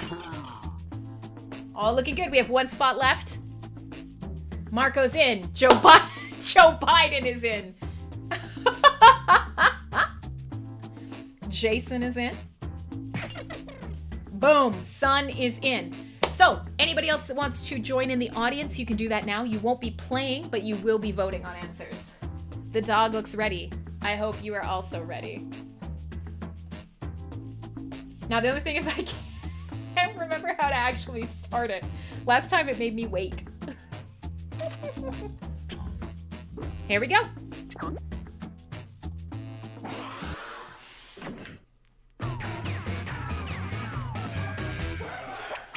Theme song, check.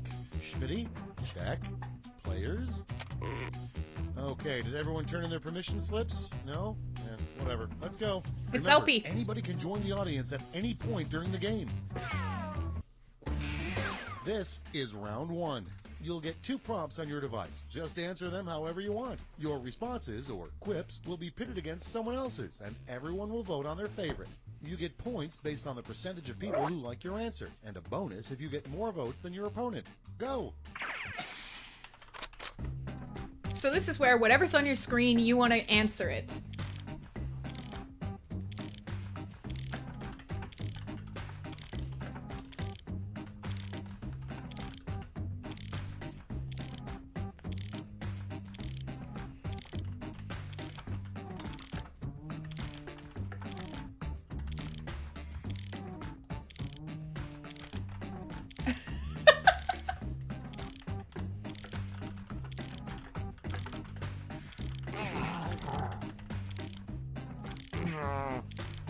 All right, so for everybody who's confused right now and watching, we're all getting suggestions, and we're gonna give our answers to those suggestions. And I think they're probably going to be inappropriate. And if you're watching in the audience, you can vote on the ones you like.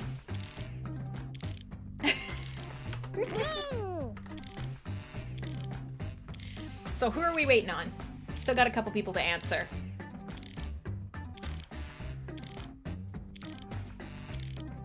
Antonio is coming up with answers. He's a little worried about his English, but he's great, so we'll see how this goes.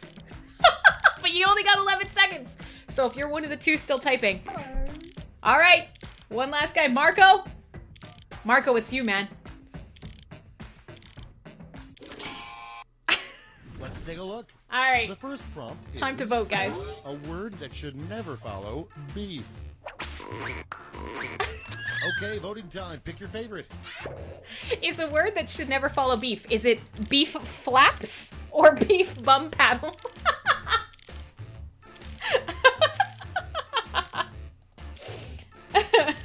Oh, Sunravel Me, it's not a good idea to play with your students. Beef Flaps won. So here's the deal. If you're playing, you do need to vote. On your screen, you're going to get an option to vote. So Flaps was the winner with 1 vote. The worst thing to yell while a professional golfer putts. You do. It's on your screen, Sunravel Me. It's voting time. The worst thing to yell while a professional golfer putts. Fuck, I had no idea what I am into, or I can see your hole. I think the I have no idea what I'm into might be Marco. It is! Marco might be confused.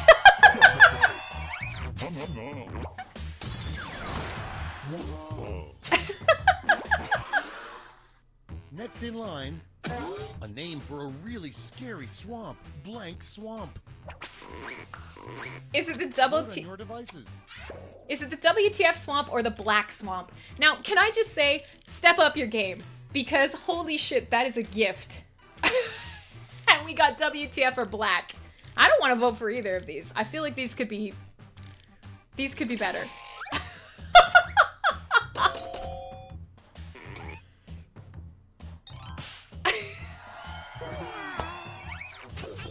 Joe Biden was having a senile moment. And then Jason, I don't even know who Joe Biden is.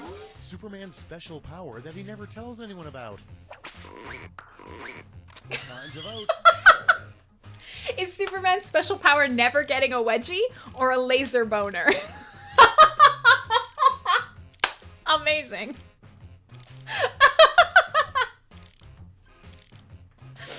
I like this. I like the spelling.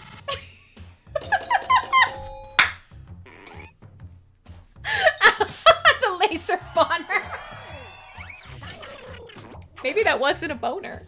Maybe it was a boner and I just assumed it was a boner because me. A faster way to get home from the Land of Oz is to click your heels 3 times and say blank.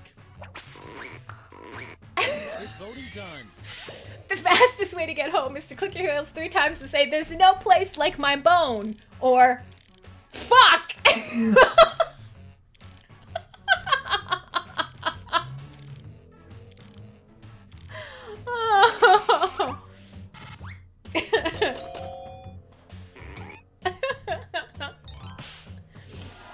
Oh. Oh.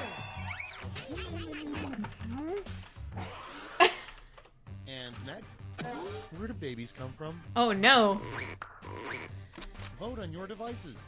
You heard it here on Full Force Radio. Where do babies come from? The stork or the bowls of hell? Which I suspect means the bowels of hell, but you know what? Bowls full of hell? That's basically the description of a baby, right?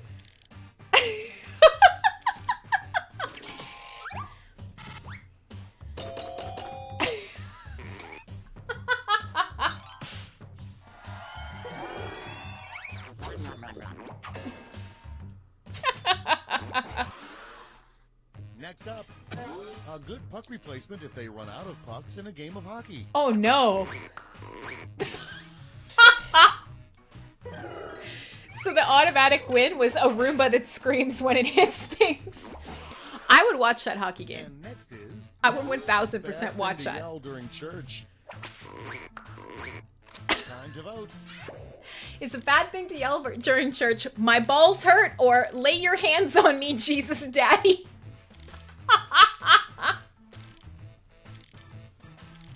Oh, Full Force Radio in full effect.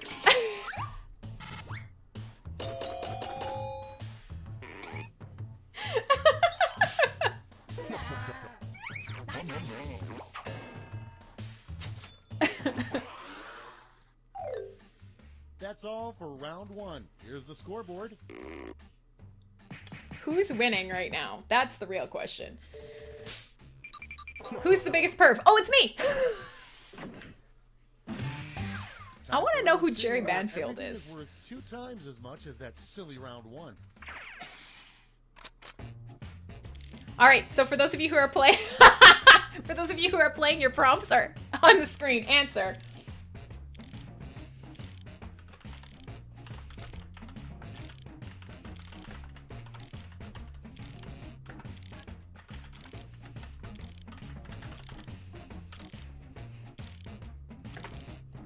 All right, I'm answering mine.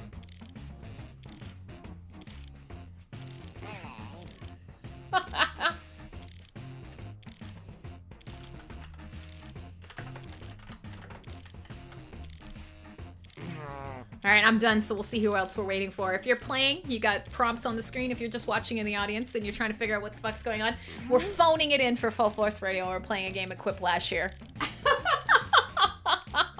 Jesus Daddy is the real winner here. And so, you heard it here first. Babies come from the bowels of hell, and if you are in church, then you should be screaming, "Put your hands on me, Jesus Daddy." I might be going to hell. Hey, Rich, good to see you, man. We're very confused people. That's all I can say. Nothing bad can happen with this game, guys. Who are we waiting on? I think Marco, who's probably in misery. I don't see Joe Biden on the board yet. And I think we are also missing Antonio. You guys, you're gonna run out of time! Okay, here we go. First one. What's the weirdest sentence a judge could impose? Is it an eternity of watching me blow myself? Or is it getting sniffed by Biden, but also bum paddled? This is the cruelest judge ever. Like, seriously.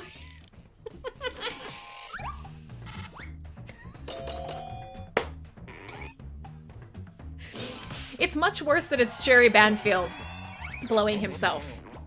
So much worse. Next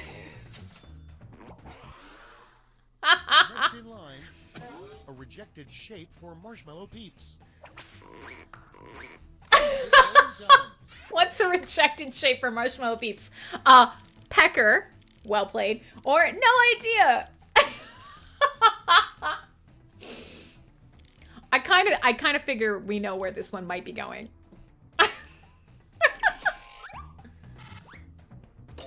Oh, Marco doesn't know what a marshmallow peep is. That's probably hard. Marco, that's because you're from Europe and not everyone there is fat and disgusting. That's why. We love you, Rich. You don't have to understand. The name of a pizza place you should never order from.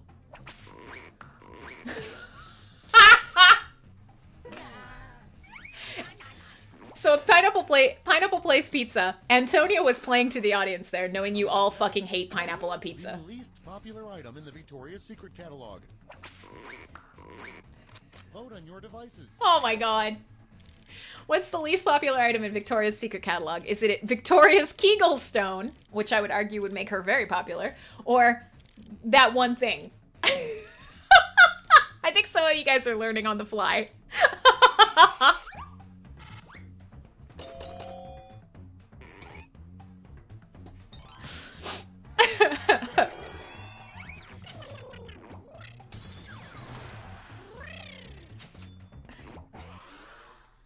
Next one, a business or service that shouldn't have a drive-through window. Oh no.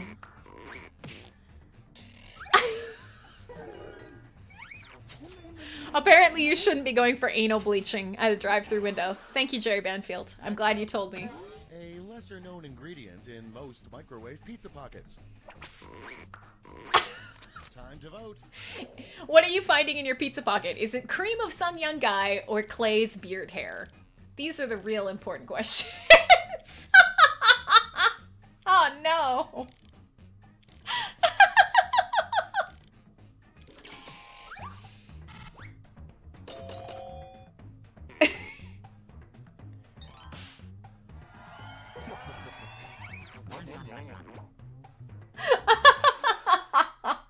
Okay, next one.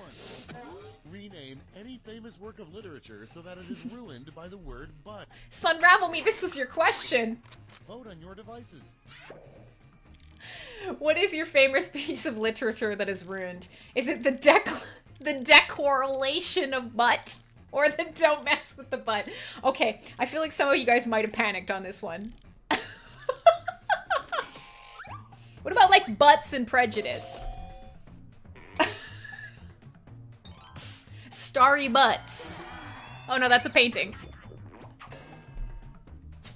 We're trying though. Everybody's trying. Everybody gets points for At the end of trying. round 2, let's take a look at the scores.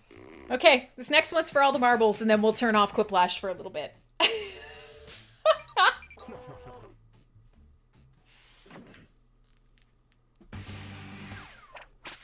And now, round 3, the last lash. Point values are tripled, and you'll all be answering the same prompt this time. Make it good, friends. Your prompt Make it good. is something Godzilla does when he's drunk.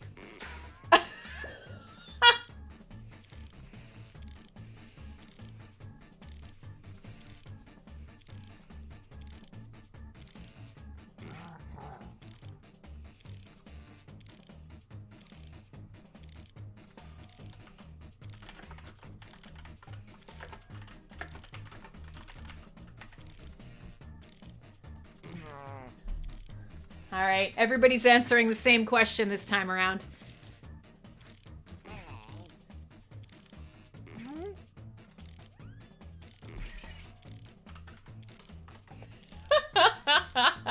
Yeah, the butts of wrath. That's right, Julia. The fault in our butt. You guys are amazing. Time to take a look. Okay, in round 3, you get to award 3 votes. You can give them all to one answer or spread them out.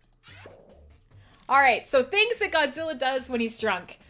Beating some Asiatics.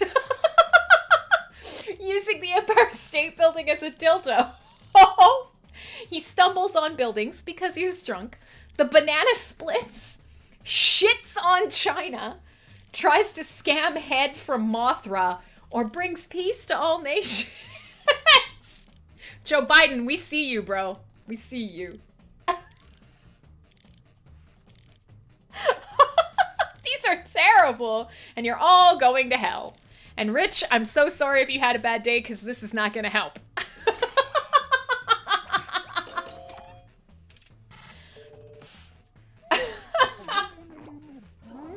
Banana splits?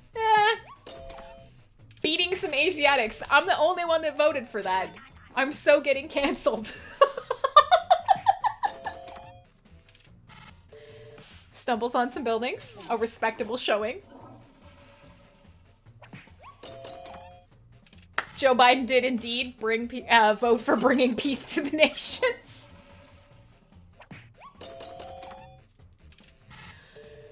Jason was the one who says he shits on China.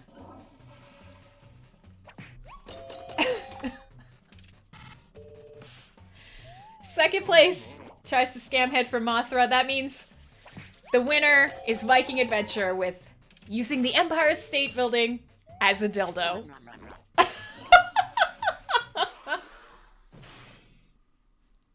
That's the end. Let's see the final scoreboard. And the winner is... Oh, is it still me? Ah! I'm gonna say that I won because I chose beating on Asiatics. I can't prove it, but I do think it might be possible. Alright, so we've still got an hour in the show. I'm gonna shut down the Quiplash. We're gonna do a couple metal songs. We're gonna have some chat. And then, no, we're not gonna shut down forever. Do you guys want to do another one right now? We could start another one. I thought you might want to break. I thought you might want to listen to some metal on a metal stream. No? You want to keep playing? What's the worst that could happen? We'll see what the overall chat thing is. So, what was the scoreboard? I won. That's what the scoreboard was. I kicked your ass, Unravel Me. Oh no, is it starting again? It's trying to start again. Hi, I am Josh Schmitty. Shut up, Josh. Hang on. Do you guys want to play again?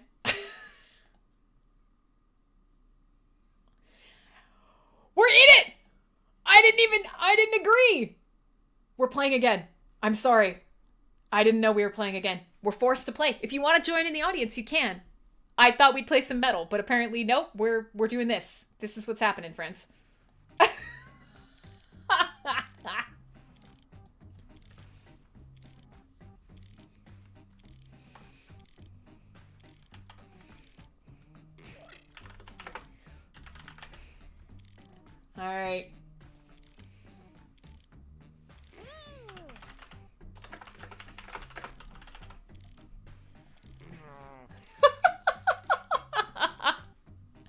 The link is jackbox.tv. And so, yeah, Rich, I promise we're nice people. And for anybody who's going to watch this later, Johnny Clearwater, holy son of a fucking bitch. Look at that. Johnny Clearwater is here.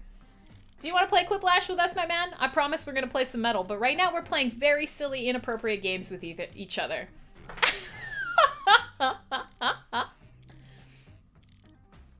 Johnny. Hope you're doing well, man. I did say Jackbox. I know, I saw you didn't have a good day, Rich. Hopefully we can make you laugh, and then it'll be a slightly better day. All right, Okay, let's do it. First up. Okay, everyone, vote for your favorite. What is the worst college football team? Is it the Fighting Skinny Dicks or the Fighting Dildos? I'm not saying that all of us are slightly penis obsessed, but there's an excellent chance that we are all slightly penis obsessed.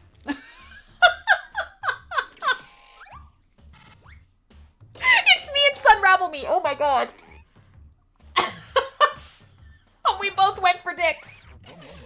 Girl. Girl. Next, a clever thing for James Bond to say as he throws someone out of an airplane. What would you say as you threw someone out of an airplane? It's voting time.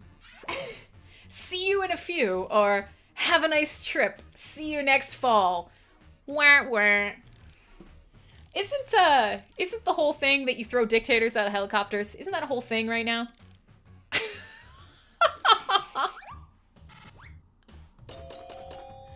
Oh, I think we lost Rich. Oh no. Oh no, he's back.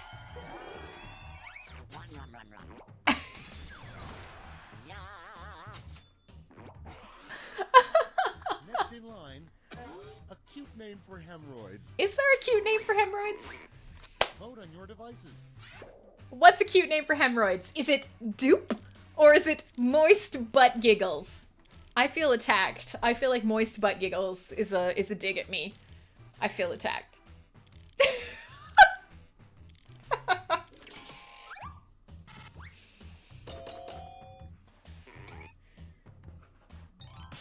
Moist butt giggles takes it.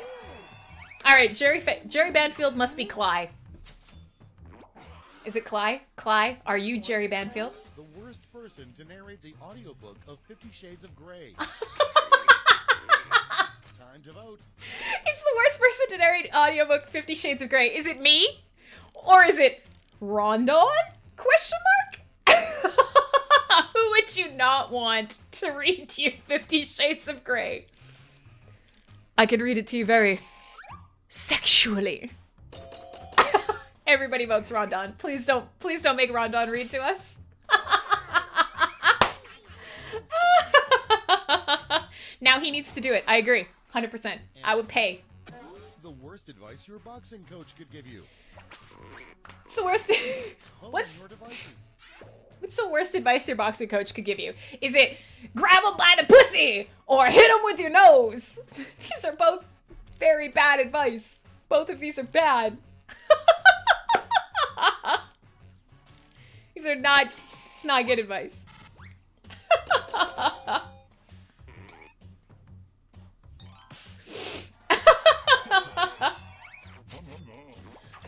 Taking it with by grabbing by the pussy. I know you people. A fun thing to think about during mediocre sex. It's voting time. So if you're having mediocre sex, what are you thinking about? Are you thinking about dinner? Or that one time in Tijuana with the donkey? I feel like people are slowly getting the hang of this, and the answers are getting so much worse and so much better.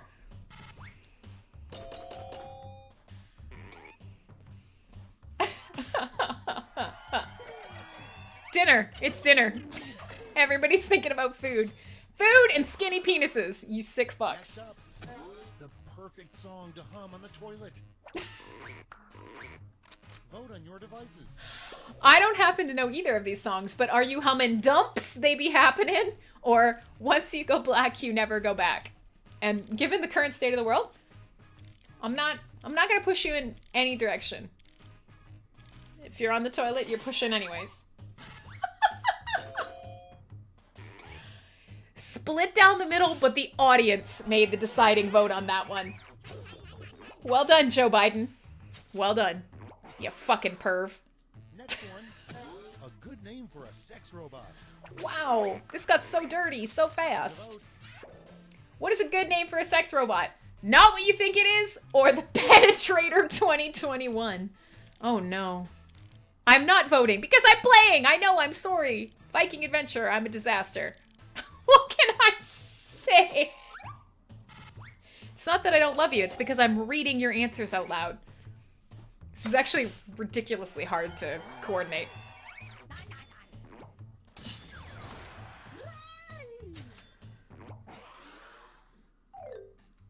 Round one is in the books. Let's see the scores. After this game is over, we'll turn it off and we'll play some music. But the answers are getting a little more inappropriate, which I'm a big fan of. Good job, team. On to round two, where all points are doubled. Doubled, I say. All right, people who are playing, you should answer.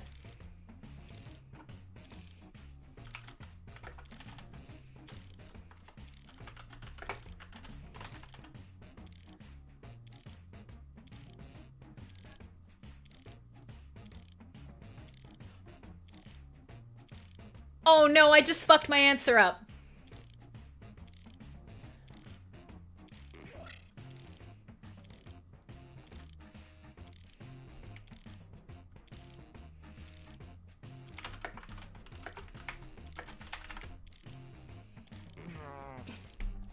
I fucked up my answers, friends. I'm sorry. I let you down on this one.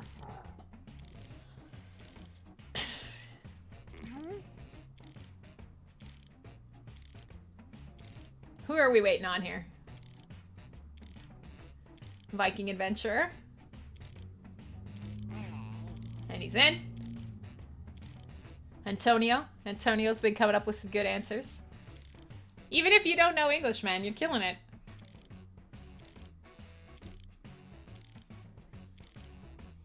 Time's running out. Antonio's in. It's being all weird for you. I'm sorry, Jason. This is not a good way for us to play. Let's start this show. Our first prompt is, you should never blank and blank at the same time. I fucked up my answer here. Okay, voting time. You should never blank and blank at the same time. Fuck and eat hot sauce at the same time. Mine says serve beans. I thought there'd be 2 times to answer. It was supposed to be serve beans and lick ass. So again, everybody goes in the same direction.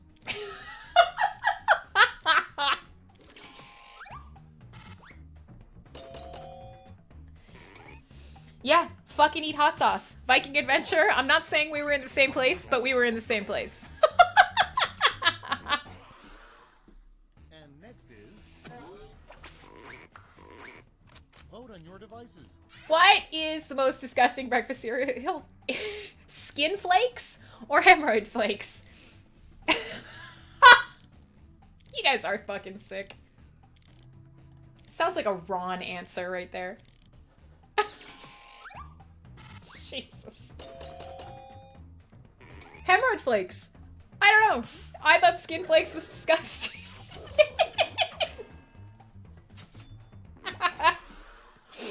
Coming up next, like plutonium or Einsteinium, what would you name the next periodic table element they discovered? Oh no.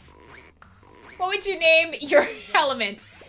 NPTE, which I don't, somebody might have to explain to me, or buttheadnium. I thought this was going to go in a totally different direction. Good job on being mostly mature.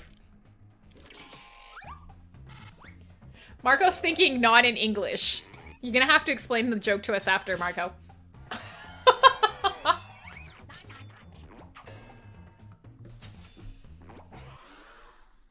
Next in line, little known fact, the fourth wise man gave baby Jesus the worst gift of all, blank. This question. Oh no! Vote on your devices. The worst gift that baby Jesus got, was it Rondon's dildo or was it a circumcision? Poor baby Jesus. Oh no. Oh no. That's bad. And the audience swayed it. Oh, those were bad. Joe Biden versus Jerry Banfield. I feel like that might actually be like... Time to vote. What landed you in the emergency room? Was it going in the mosh pit again or cliff jumping? I feel like that was like Qua versus Cly, like head to head there. Actually, we might have lost Qua.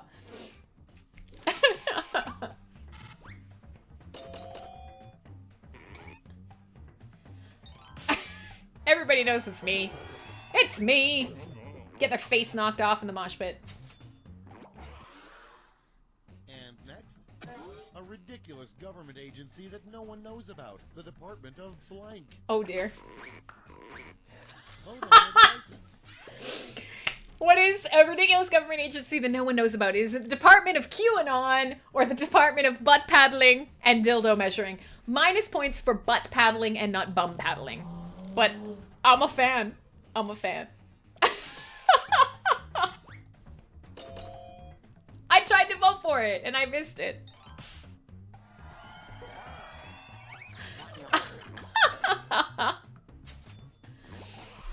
Hi, Veronique. I apologize in advance. What is the Abraham Lincoln statue thinking? Well, he's just sitting there alone in the Lincoln Memorial. WTF or masturbation? Do you think that? Is that what you think? Do you just sit there and think the word masturbation to yourself? Veronique, I'm going to try and explain to you what's going on at some point. If you don't run away screaming very quickly.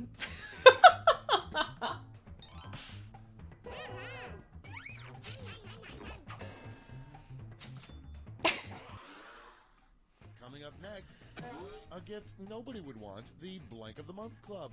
Oh no. Time to vote. Nobody would want Goatsy Picks of the Month Club or the Pussy Ass of the Month Club. I have so many questions about Pussy Ass. Is it an ass that looks like pussy? Is it pussy that looks like ass? Is it something else entirely that I'm not sure of? I have so many questions. Oh, but it's from Antonio, which I think makes it even cuter.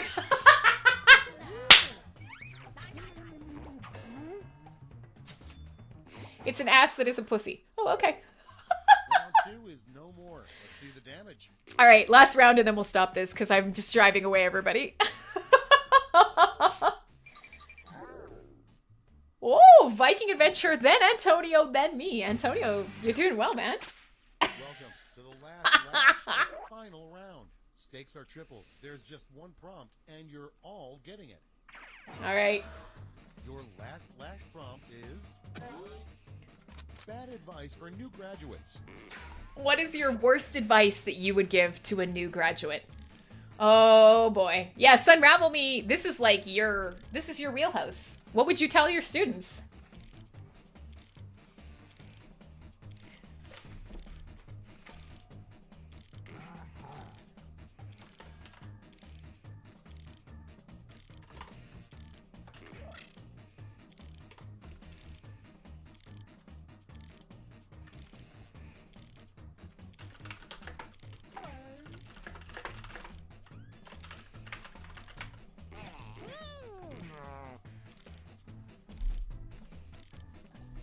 All right, we're gonna hear some bad advice, I hope.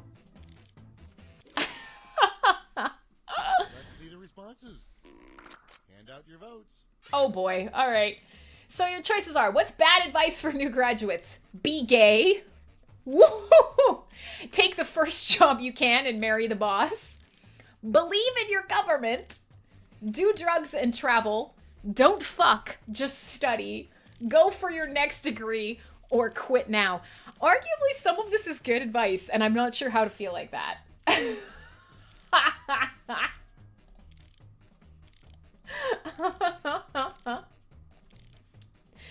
Oh, we had like half actual good advice.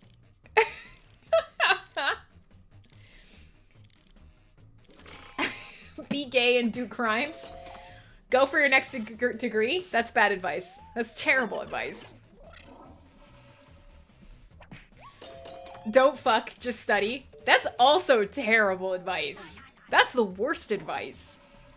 I voted for that. Quit now. Oh my god, you guys, be gay is gonna be up at the top. I can feel it. Do drugs and travel. That's the best advice. That's the best advice on this list. I have questions about this voting. Take the first job you can and marry the boss. I agree. Terrible advice. Oh my god, is be gay gonna win? Ah.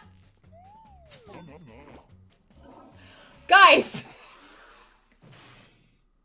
That's all. Now for the final scores. Oh no!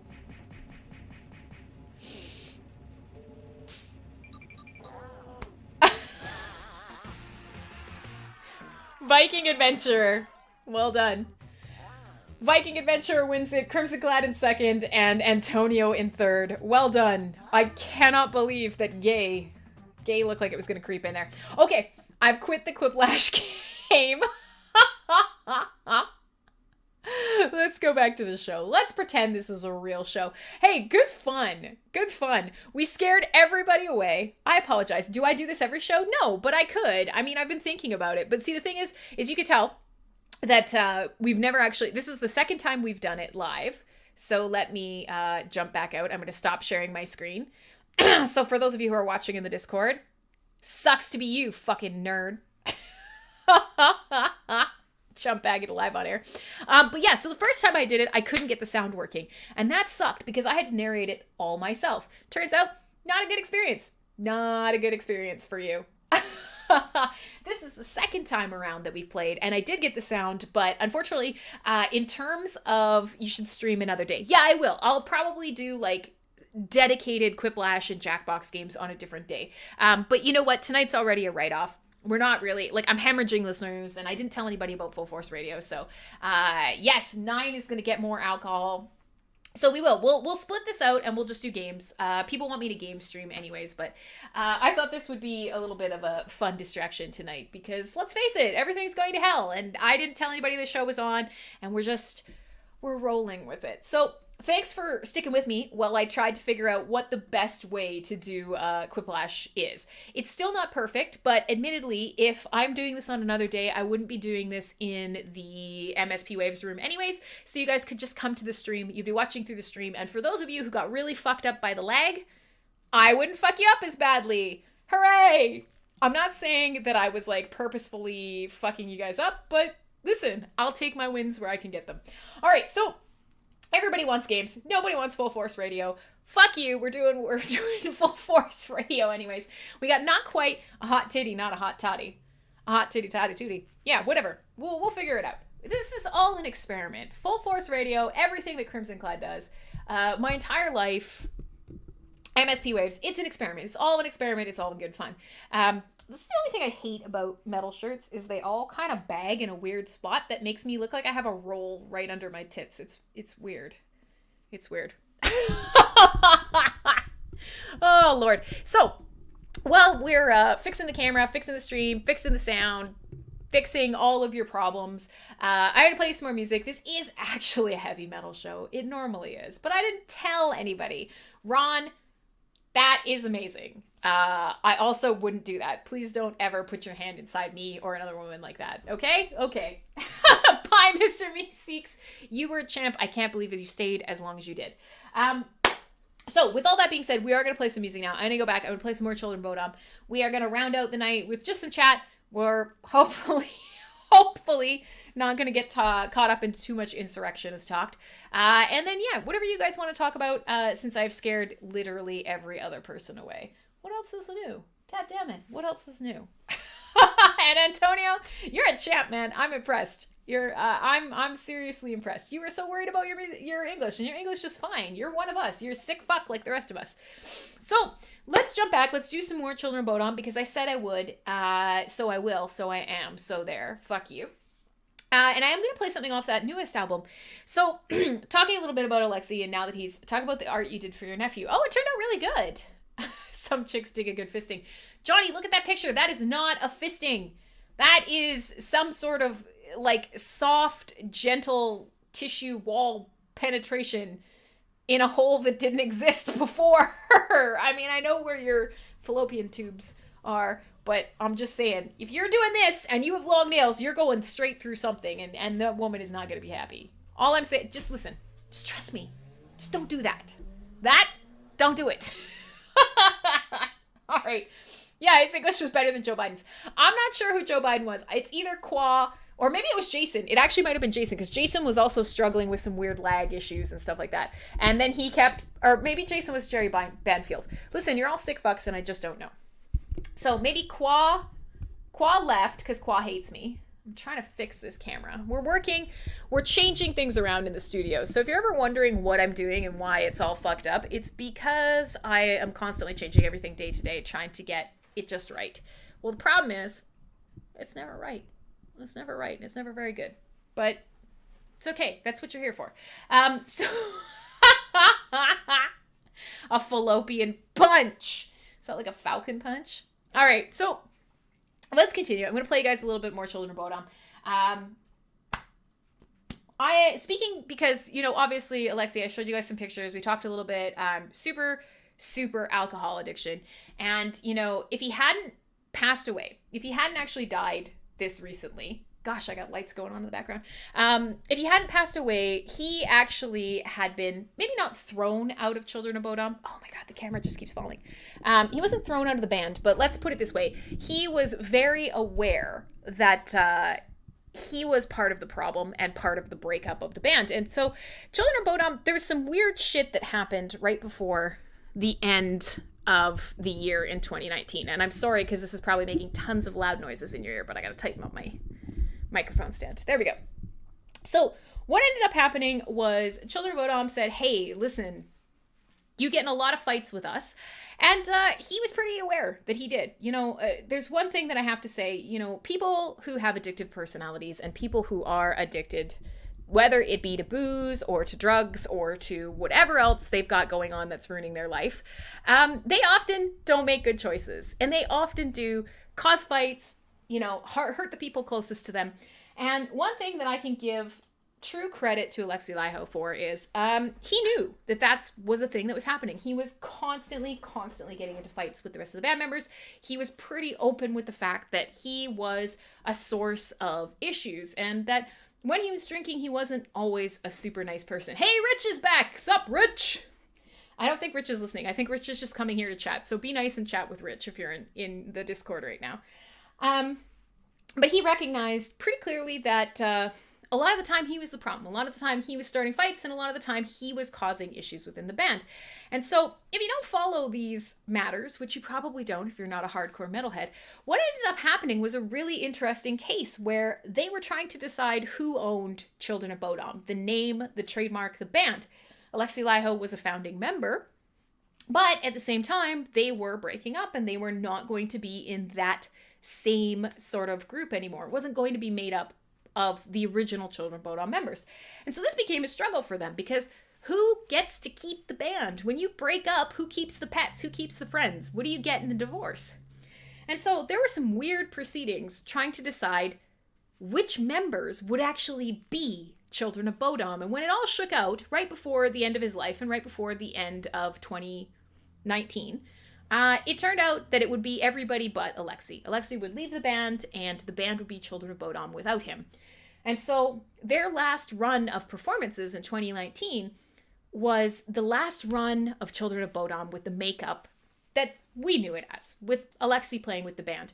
And they assumed that next year they would start touring again without him, and that would be the new Children of Bodom, and it would be fine. Well, flash forward into 2020, and we lost an entire year where no band was touring, no band was playing, nobody got to be Children of Bodom, nobody got to have any fun, and 2020 was an absolute fucking disaster for music. And then, right at the end of the year, he's passed away. And so, this is going to sound terrible. I'm not glad that he's gone at all. But I think with him passing, there is sort of this final chapter where that's it. The band as it was defined by his time in it. It will go forward, but it can't possibly ever be the same again. It can't be. He's gone. It'll be its own new thing, and there will be sort of this fresh start. And it just means that Children of Bodom without Alexi, but Alexi's in the background somewhere doing his own thing, That's not going to ever have to happen. And I think that's probably a good thing in the long run.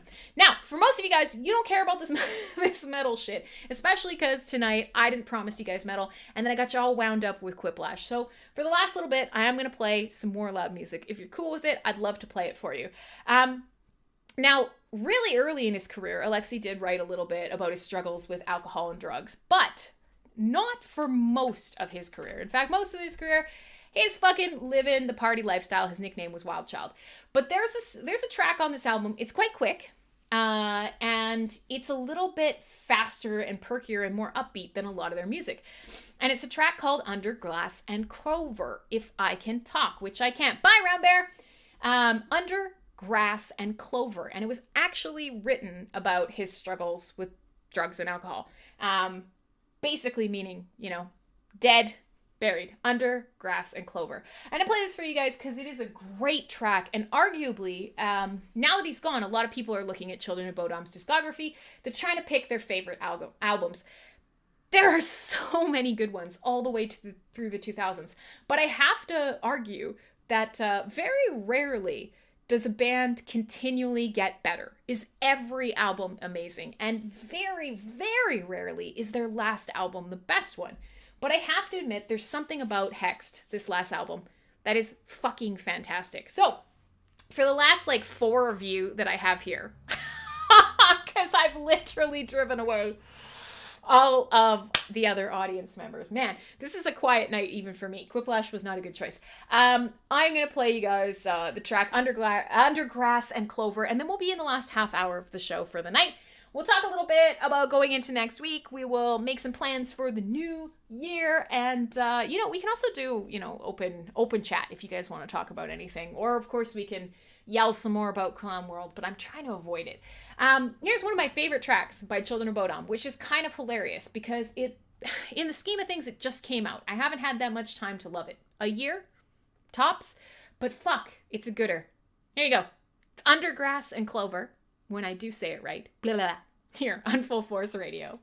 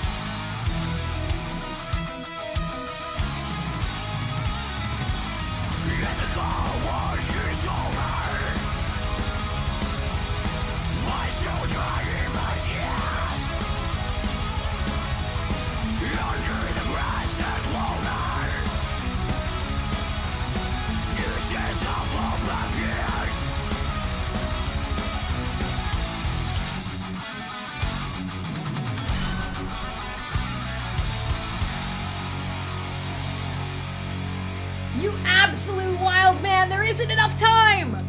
But we will do a hug pit. I fucking love it. I like where your head's at, Viking Adventure. Alright, so there you go. One of my favorite tracks off the newest album. And it's weird because it's so perky, it's so happy, it's so awesome, and at the same time, it is about a severely traumatized and fucked up person. So, yeah, one man hug pit. You're a fucking wrecking ball, man. No, that's bad. You're not a wrecking ball, because that would insinuate that you only have one testicle. And sir, you are probably working. My arms are enough for you all. Yeah, it's true. I was gonna say you're probably working at full capacity and with a full crew. I don't mean it like that. I meant more like you're an absolute unit. All right. So now that I've done that, here's my sad dog. You come in like a wrecking ball. Hey-oh. I did want to totally touch on that song because it is a perky, thrashy, awesome fucking track, and it's so perky. And then it's pretty messed up. So I gotta read you guys some of the lyrics because it's been a while since I've done that, and I know people either love it or hate it, but it's a little bit of everything. I've lost poor Jason. Everybody's Eileen's off into space. I mean, let's face it. I blew tonight. I blew it, kids. But we're playing a lot of good music. We're having some fun. We're torturing my poor dog. Look at him. Look at how fucking traumatized he is. Also, I don't know if I showed you guys, but these have touch controls on the ears, which is fun, but every now and again I smash them and then accidentally start up the music or turn the volume up and down, which is bad. 9, gently sipping a delicious hot toddy. Yeah, and actually, you know what? Not one of you fucks is leveled up. So well, everybody in chat is trying to figure out who came in who and where everyone is swinging. I'm gonna gift myself a shot because you fucks are slacking. But that's what happens when I scare away all my listeners, is I don't get nice things.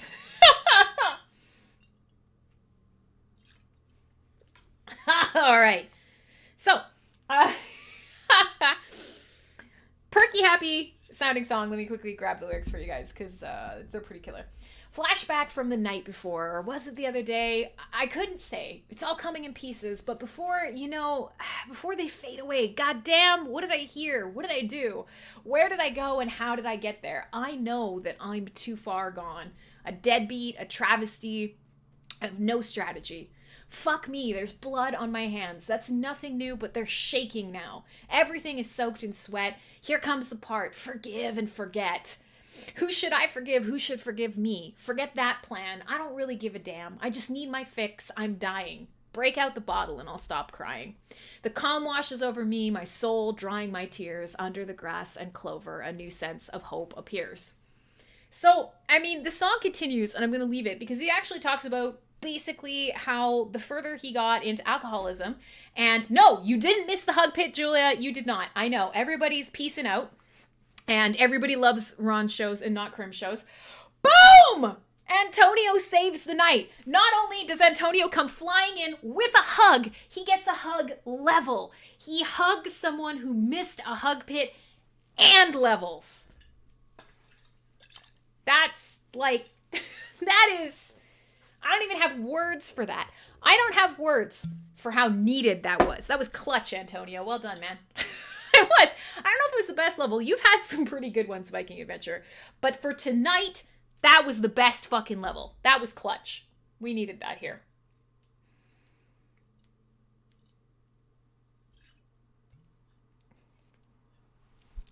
All right. So now that I'm 2 shots of whiskey in and feeling great, there you go. Because it's tough, you know, when you listen to that song, and especially because the song itself is really upbeat, is really perky, got a cool thrash sound. Jesus Christ, I scared everyone away. Wow. So for those few people who are still with me, you're amazing. Thank you. But for such a happy, perky, upbeat song, when you start reading it, when you start reading that this album and this track specifically are basically him straight up, you're 4 shots of rum and 2 shots of whiskey. Yeah, I'm running a show. Not well, I'll give you that, but I am doing a thing. I'm not being good at it, but I'm doing it. Oh, dog. At least you still love me. But yeah, so there you go. I mean, it's kind of crazy to hear a track like that and get all pumped up and be all fucking excited. And then, to actually realize that the whole song is really about him understanding that he's fucked up a lot of relationships in his life and that he's contemplating suicide because he's hurt people that he loved and he's hurt himself. And that he recognizes that he doesn't have a lot of salvation waiting for him other than what is down in the bottom of that bottle. So sorry, not to bring you down.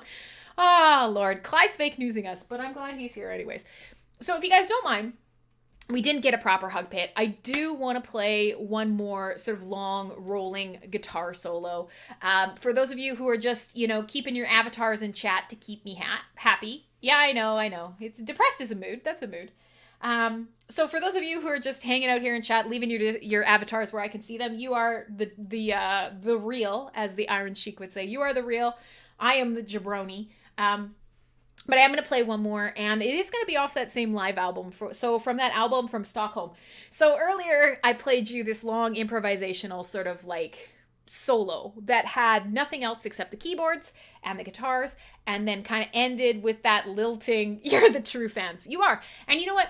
It's funny, and I always laugh about this because there are people watching on the YouTube. I can see there are people watching on Twitch. I can see there are people watching on Vim.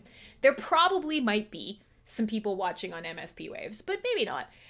So there are people all over the place. Lots of people have stopped coming to the show because they realize that I have video on demand now on YouTube. So they come back and they watch it later. So, I mean, I never want you to feel like you have to be here. I'm just saying, fucking cheers, man.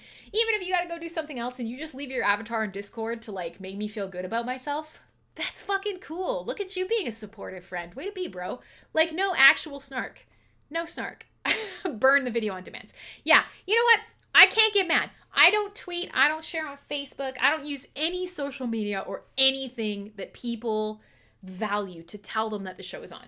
This is going to change. You can get Discord notifications. Ron always likes me to tell people, and I should always tell you, that if you are here and you like this show, you like hanging out with me, if you are in the Discord over at PalNet, the PalNet Discord, the Minnow Pond, then you can actually type, and you can see it on the screen. It'll come up here in the chat view. If you type subscribe and you're not actually already subscribed, the bot will come up and it will give you an option to just bink. Yeah, I know. And Viking Adventure is actually looking into potentially helping me with some of the media stuff because I'm not good at it. And I don't have time for it. So if you do that, then of course you can click on the little beepy boopy emoji down at the bottom. It'll give you a Discord role. You'll get a ping when the show starts. But for most of you that are here right now, you don't need this, and that's fine. But yeah, I mean, I'm not complaining. I didn't tell anybody about it tonight, and then we played Quiplash instead of actually playing metal. So don't be alarmed. I'm not alarmed. It's the beginning of the year, and it's all up from here. So one of the things that I did want to mention is I got some DMs on Twitter, because I leave my DMs open on Twitter, and somebody suggested that what they would like from me is an email reminder or an email list. I mean, you guys are here and you never forget the show. Many of you there, Marco's like, see, I knew, I was just having a shower. I was just leaving my avatar there. So what do you think about this? This is a very strange idea to me. I don't know what this is, but they're like, yeah, put a fucking email sign-up sheet on your site. And I was like, what do you do with that? Does anybody else do that? Is that a normal thing? Is this a thing? But apparently, so I don't know. Is that a thing you guys would care about? I'm unsure how to feel about this, to be quite honest. But it was suggested to me. So I'm trying to figure out what that would look like, to be quite honest. So I'll throw it out there for you guys to ponder. And for the last couple of you who are listening, I'm going to play one last, get emails for comic updates. Yeah, but comics are cool. All right, so I'm going to play one last live track. And so that last one, like I said, that last one was 2 two soloists dueling. Guitar, synths, dueling solos. I'm actually going to play a track from that same performance, but a full song. It's a track called Downfall. And so it leads off with Alexei Laiho basically paying homage to all of the bands that really shaped him. So you're going to hear some Sabbath, you're going to hear some Dio, you're going to hear a bunch of bands, some of the most famous riffs worked into his playing and his lead into this track. It's a really cool, really vibrant live track, and it is from that Stockholm session as well. So this is a really great song. Hey, Shata! I would miss all the mails, just as I miss all of them. Marco, you are a treasure. You're a fucking treasure. I love it because you're so awesome. You always have great ideas, and you're always here, and you're always supportive. But it always cracks me up because you're just so matter of fact. Yeah, no, I don't know. Whatever. I missed it. I wasn't there. Fuck you. I love it. All right. So, to the two of you that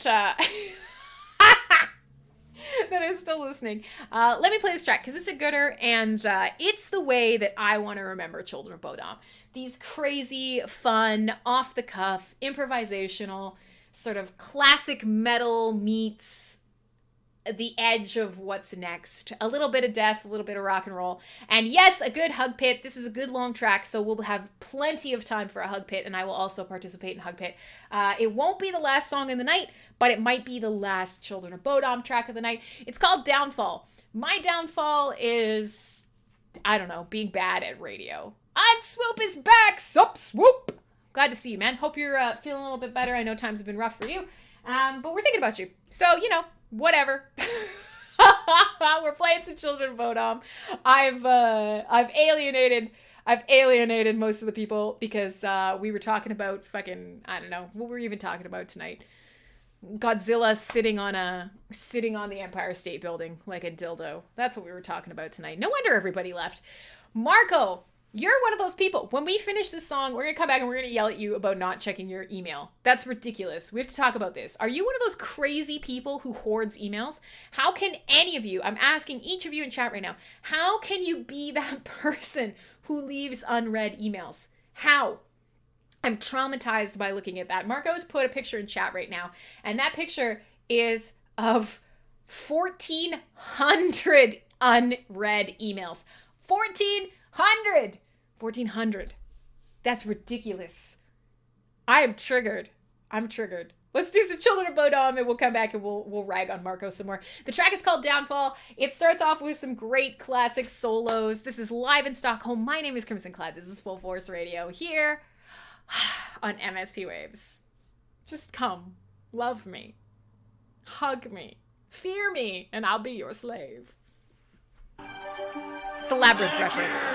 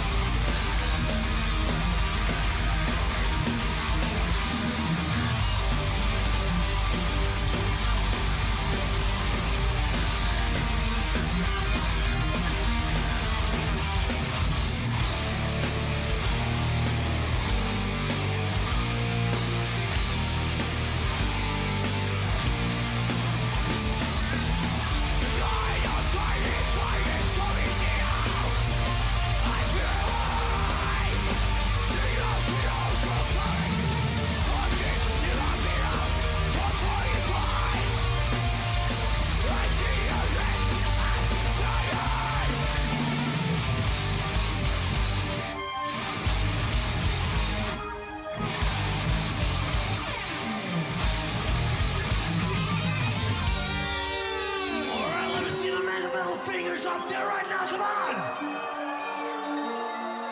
So...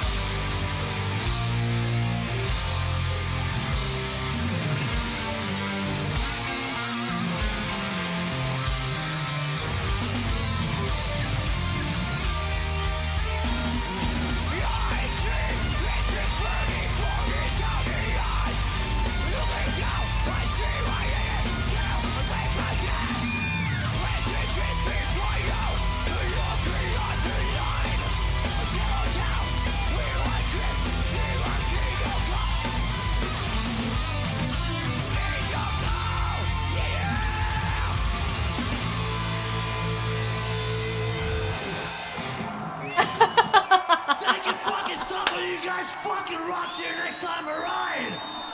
Yay!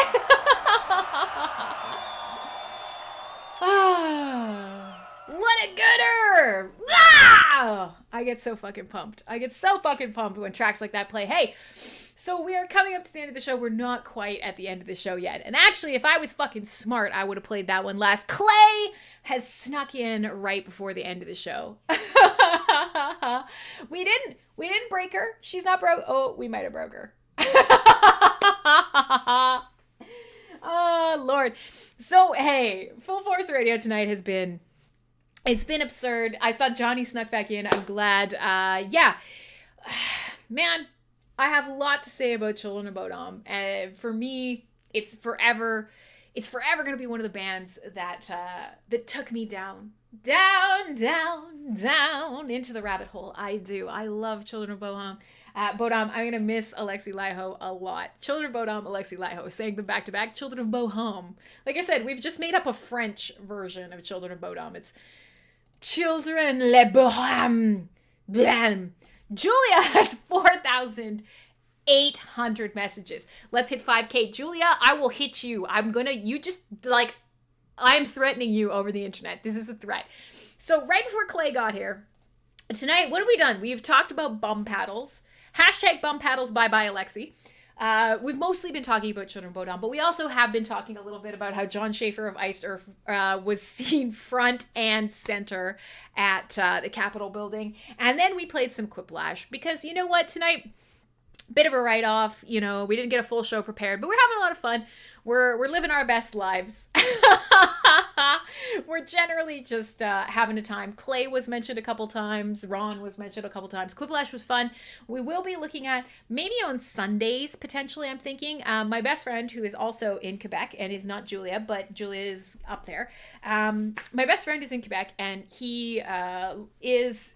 We've been talking a little bit about him potentially poking his head into some of these shows. He was thinking about doing a SpaceX show with me on Cyberbuzz one day. We'll just dedicate it to fucking rockets and shit. But we were talking about this the other day. And he and I have very similar sense of humor.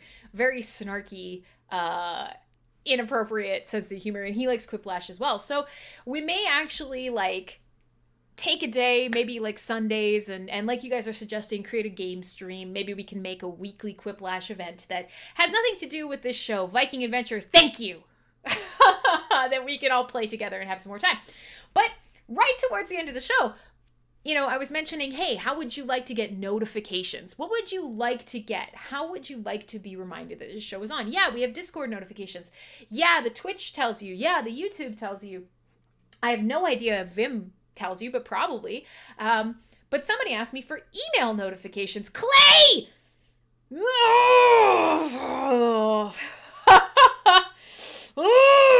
Everybody's gonna get fucking beats. I'm now suspecting that people are leaving emails in their inboxes, so I will come and hurt them. I feel like maybe this is like some weird strategy to get me to like come do inappropriate, violent things to you. But yeah, so we were mentioning, people were like, oh, hey, can you maybe send me an email? Like, this was a DM suggestion that I got. And I'm like, I don't know what to do with that. Like, a Full Force Radio mailing list. Okay, let me think about it. And then we were talking about, if you leave unread emails in your inbox and, like, leave a notification, you're a bad person. You want a bum paddling. Bum paddles for everyone. I don't know if I have anything that could be used as a bum paddle in here. And I have to wear pants because I'm often looking for things. You guys did this to me. What can we use as a bum paddle? I don't have a bum paddle. I apologize. So, oh, here, Viking Adventure. Viking Adventure probably has a bunch. He could probably lend me some, and we'll just hop on a plane, and we'll go on a spanking world tour. It'll be great fun. Paddling, not spanking. It's paddling. It's very important to remember. So, bum paddling aside. If you leave unread emails, unread notifications in your... You got a whole bag. Yes. Can you take that on a flight? I have so many questions, like travel restrictions on like things with maybe studs or metals or leather goods. I mean, all of these things. Is that like, can you carry, is that a carry-on item? Is that a personal effect? I'm not 100% sure. The dog is just totally over it. So anyways, more questions to ask, but what I can 1000%. Oh, check bags. Yes. Carry on. No. Good. I'm glad you know your stuff. We're safe. I never check a bag. I like never check a bag. So I'm glad you said. Now we know. Very fancy. So here's the thing. If you leave notifications, especially on your emails, you're a bad person. You're a bad person. I don't accept. You cannot leave 17,000 emails unread. Nope. It's unacceptable in every way. Clear your notifications. I don't care if you read the emails. I truly don't. If you don't want to read your email, I don't give a shit. I won't judge you for it. But clear your fucking notifications. Notifications are the worst. Oh, man. Julia says they lost her bag once and she hasn't checked them since. Yeah, and for me, I'm just lazy and cheap. But let's put it that way. I don't need a lot of stuff. If I have to, I can pack. I can carry 37 bags and have an outfit for every hour of the day. But I usually don't need to. And so for me, my my habit, as many of you know, is I will fly to, say, New Orleans to visit Clay, and I'll be wearing, tank tops and booty shorts, bras that explode. And then in the same backpack, I will travel to Montreal, which is, negative 35 degree weather. And, all of that in one backpack, a little bit of space to spare, shoes on my feet, get on the plane. I don't like checking bags because I like to go through the airport fast. I don't like wasting time. I don't want to give you my shit. I don't want to wait for you. I want to throw this thing on my back and go. You can't delete them. What if there's something important there? Why did you read it in the first place? If it's there, how are you going to know? I don't understand. Marco, if it's been sitting there forever, it's probably not important anymore. And if it is important, you're never going to read them and you're never going to clear the notification. Ah! I'm so triggered right now. There are no words for how triggered I am. Jesus fucking Christ. Also, I got a pleasant email the other day. People are very critical. I'll tell you this. And it wasn't an email. It was a DM. I was told that with the filter on this camera, the whites in my scene aren't white anymore and that my teeth look very yellow. I don't know. I'm used to it. In fact, I don't know if you guys remember on Twitter one day, I posted a selfie because I love that picture. I posted a selfie because, I don't know. I thought, why not? I don't care. I don't mind selfies. I'm not obsessed with them. Some selfies are great. That's fine. I posted a selfie and the DM I got was, your face is dumb, post your dog. So I did. Good advice. But yes, this is the one that I got recently, is that my, my overlay is very washed out. And then my teeth look yellow. No, well, they said because compared to my old overlay, which at the same time, it's true, but my old overlay was super blown out. The contrast was really bad. Like, I look back at the old overlay and my hair looks like it's like neon orange, and you know what I mean? Like, it's just blown out. So I'm like, yes, I will fix my overlay to be much more natural. And the first thing I got was, your teeth look really yellow. What happened? It's funny. I appreciate you guys. This isn't a fish. This is not a fish. I'm not worried about it. It's not. If you're drunk, I like it. And you're a fighter, and I appreciate that. I like how scrappy you guys are. But it's just so funny. I've never found so many hilarious, unsolicited people as I have found on the internet. And so it's funny because often, like, sometimes I cry on this show because I'm really stressed out or whatever the case may be. And that's always comes from places of like, oh, I didn't make a post, or, oh, I'm so disappointed in myself. Yeah, it's like if you don't wear makeup and then someone asks you if you're sick. Like, I mean, I did. Like, here, check this out. Like, I have a little bit of my eyebrows still painted in. You can kind of see here where I hide my scar. Like, for all of you guys, like, we're going through the secrets right now if you're still here. So you can see the scar in my eyebrow and where I kind of draw my eyebrows in. They're kind of left over from the other day. I kind of got, some smeary shit on my lids left over. Get some zits. I have to admit, nobody made me cry. TDR freak, you're a goof. I love you. Hey, thanks for coming. I already pimped Vim like 10 times. You're late, but I promise I did. Soundwaves, it's a nice try, and I'm actually pretty tempted. But it's not. No, if you've never been around for one of my, like, crying streams, there's been, like, 2 or 3 over the years. It's because I'm super stressed out, and often it's to do with, like, my obligations around Hive. I feel like I'm failing you, or whatever the case is, whatever the case may be. It's always me putting pressure on me. No, the outside attention is just something that has always happened since the day that I started streaming, since before the day I started streaming, since the day that I started being a content creator. Somebody has always got something to say about you, and it doesn't actually bother me. So I think they're quite funny, to be quite honest, and that's why I bring them up. I love you guys, and you're defending me, and you don't need to. It's awesome. But it does make me laugh. Like, I got this brand new camera.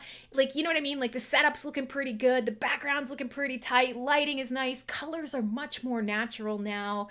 I'm not reflected in the mirror improperly anymore. Like, every now and again, like, I'm just overall, I'm like, yeah, this camera, this is what I look like. Cool. I'm good with that. And the first thing I get, frankly, is, your teeth, they're looking a little, Oh, the internet. I mean, I could, if you take off the color correction here, if you're watching the video right now, there is some color correction done. So, like, take that off. I actually darken it up a little bit to make the blacks black. Take that off. Now you're starting to see that I'm a little more gingery and very pink. We fixed that with some color correction. Check this out, flipping back and forth. Do you see? Yeah, teeth are definitely, yeah. So see, that's some color correction. So we'll take that off. Then there's this one. Check this out. Completely washed out. Webcam. See the difference? This is what the camera sees. This is it. and I'm not enhancing myself in any way. My teeth are the same shade of yellow, but it's one of those things, right? You can make your camera look a little more professional. It's just a little bit of work. So yeah, color correction just puts the color back in, then fixes up some of the blacks, and then fixes everything else up. Did I do that right? No, I didn't do that right. There we go. So there you go. There's the secrets. You've seen it all. You've seen behind the curtain. It's a bit crowded at the moment. Yeah, and you know what? To be quite fair, if I do switch everything this way, if I switch everything this way, it looks a little bit better. And you usually shouldn't see what's down here, but I haven't quite got camera placement nailed down yet. Like, see, that's just crap. Look, here's pizza. There's my camera. There's my drawing monitor. You're not supposed to see any of that. What you should see is just this. But I haven't figured out where to stand properly. But the plant. Yeah, well, that plant on the ground, that's not a good plant. This is the good plant. Look at this guy. Look at this calathea. Look at this. I'm going to show you guys this plant. Because he's beautiful. Oh, I don't want him to get wrecked, though. Urgh! This. Look at this plant. Look at how healthy and fucking beautiful this plant is. That's why he gets in the back of this image. He stays, because this is one of the nicest plants I have. Everybody fucking love this plant. Love this plant. Give it your love. You can tell when it's the end of the show, right before, like seconds before the stream is over, because almost inevitably I end up like kissing or hugging a plant. Yes, it's just a plant stand. I wish the plant was this tall, but it's not. But he will get there with your love and attention and everybody cheering him on from all corners of the earth. Someday he too will be a really big, happy plant. So there you go. So yeah, you know, I'll figure out how to... Antonio's trying to hug people and ends up hugging himself. I'll figure out how to include Plant Friend in the image. But I haven't quite figured out where to stand to properly... And there's, of course, Murphy in the background there. So here, Marco, this is a little bit less crowded. Yes, a little bit less crowded. I mean, I got a lot going on, but when I'm in focus, that doesn't look so bad. I declare that it doesn't look so bad. So just trust me. It doesn't look bad. It's good. It's good. You're good. So now the DDR Freak has poked his head in. DDR Freak, Murph and Plant Stream. DDR Freak, it's weird that people don't stumble on your stream more. Yeah, you know what? And it's partially content discovery. It's partially that I never share my stream. And it's also partially, yeah, much better. I know. But we moved the camera around. I showed you up my dog's nose. Answer me. So now the DDR Freak is here. We were just saying we're going to try and pick a day to do like community games and probably something like Quiplash. And, you know, you should be around at those times. We'll figure out when that is. Hey, Fox, you're seconds before the end of the show. Listen, I'm going to get cut off here. Thanks for hanging out with me tonight. We did our Children of Bodom tribute show. We played some community games. We didn't share that this stream was happening. Next week, we will be actually starting the sort of like push to make things happen. And we'll go from there. We'll probably do some more gaming and some more hanging out. But the next time that you will see me, of course, is Saturday morning. Otherwise, please check the schedule, mspwaves.com. Guys, I'm all done. Thanks for hanging out. I'm going to eat some pizza and pet my dog. Bye. You guys are like, fuck!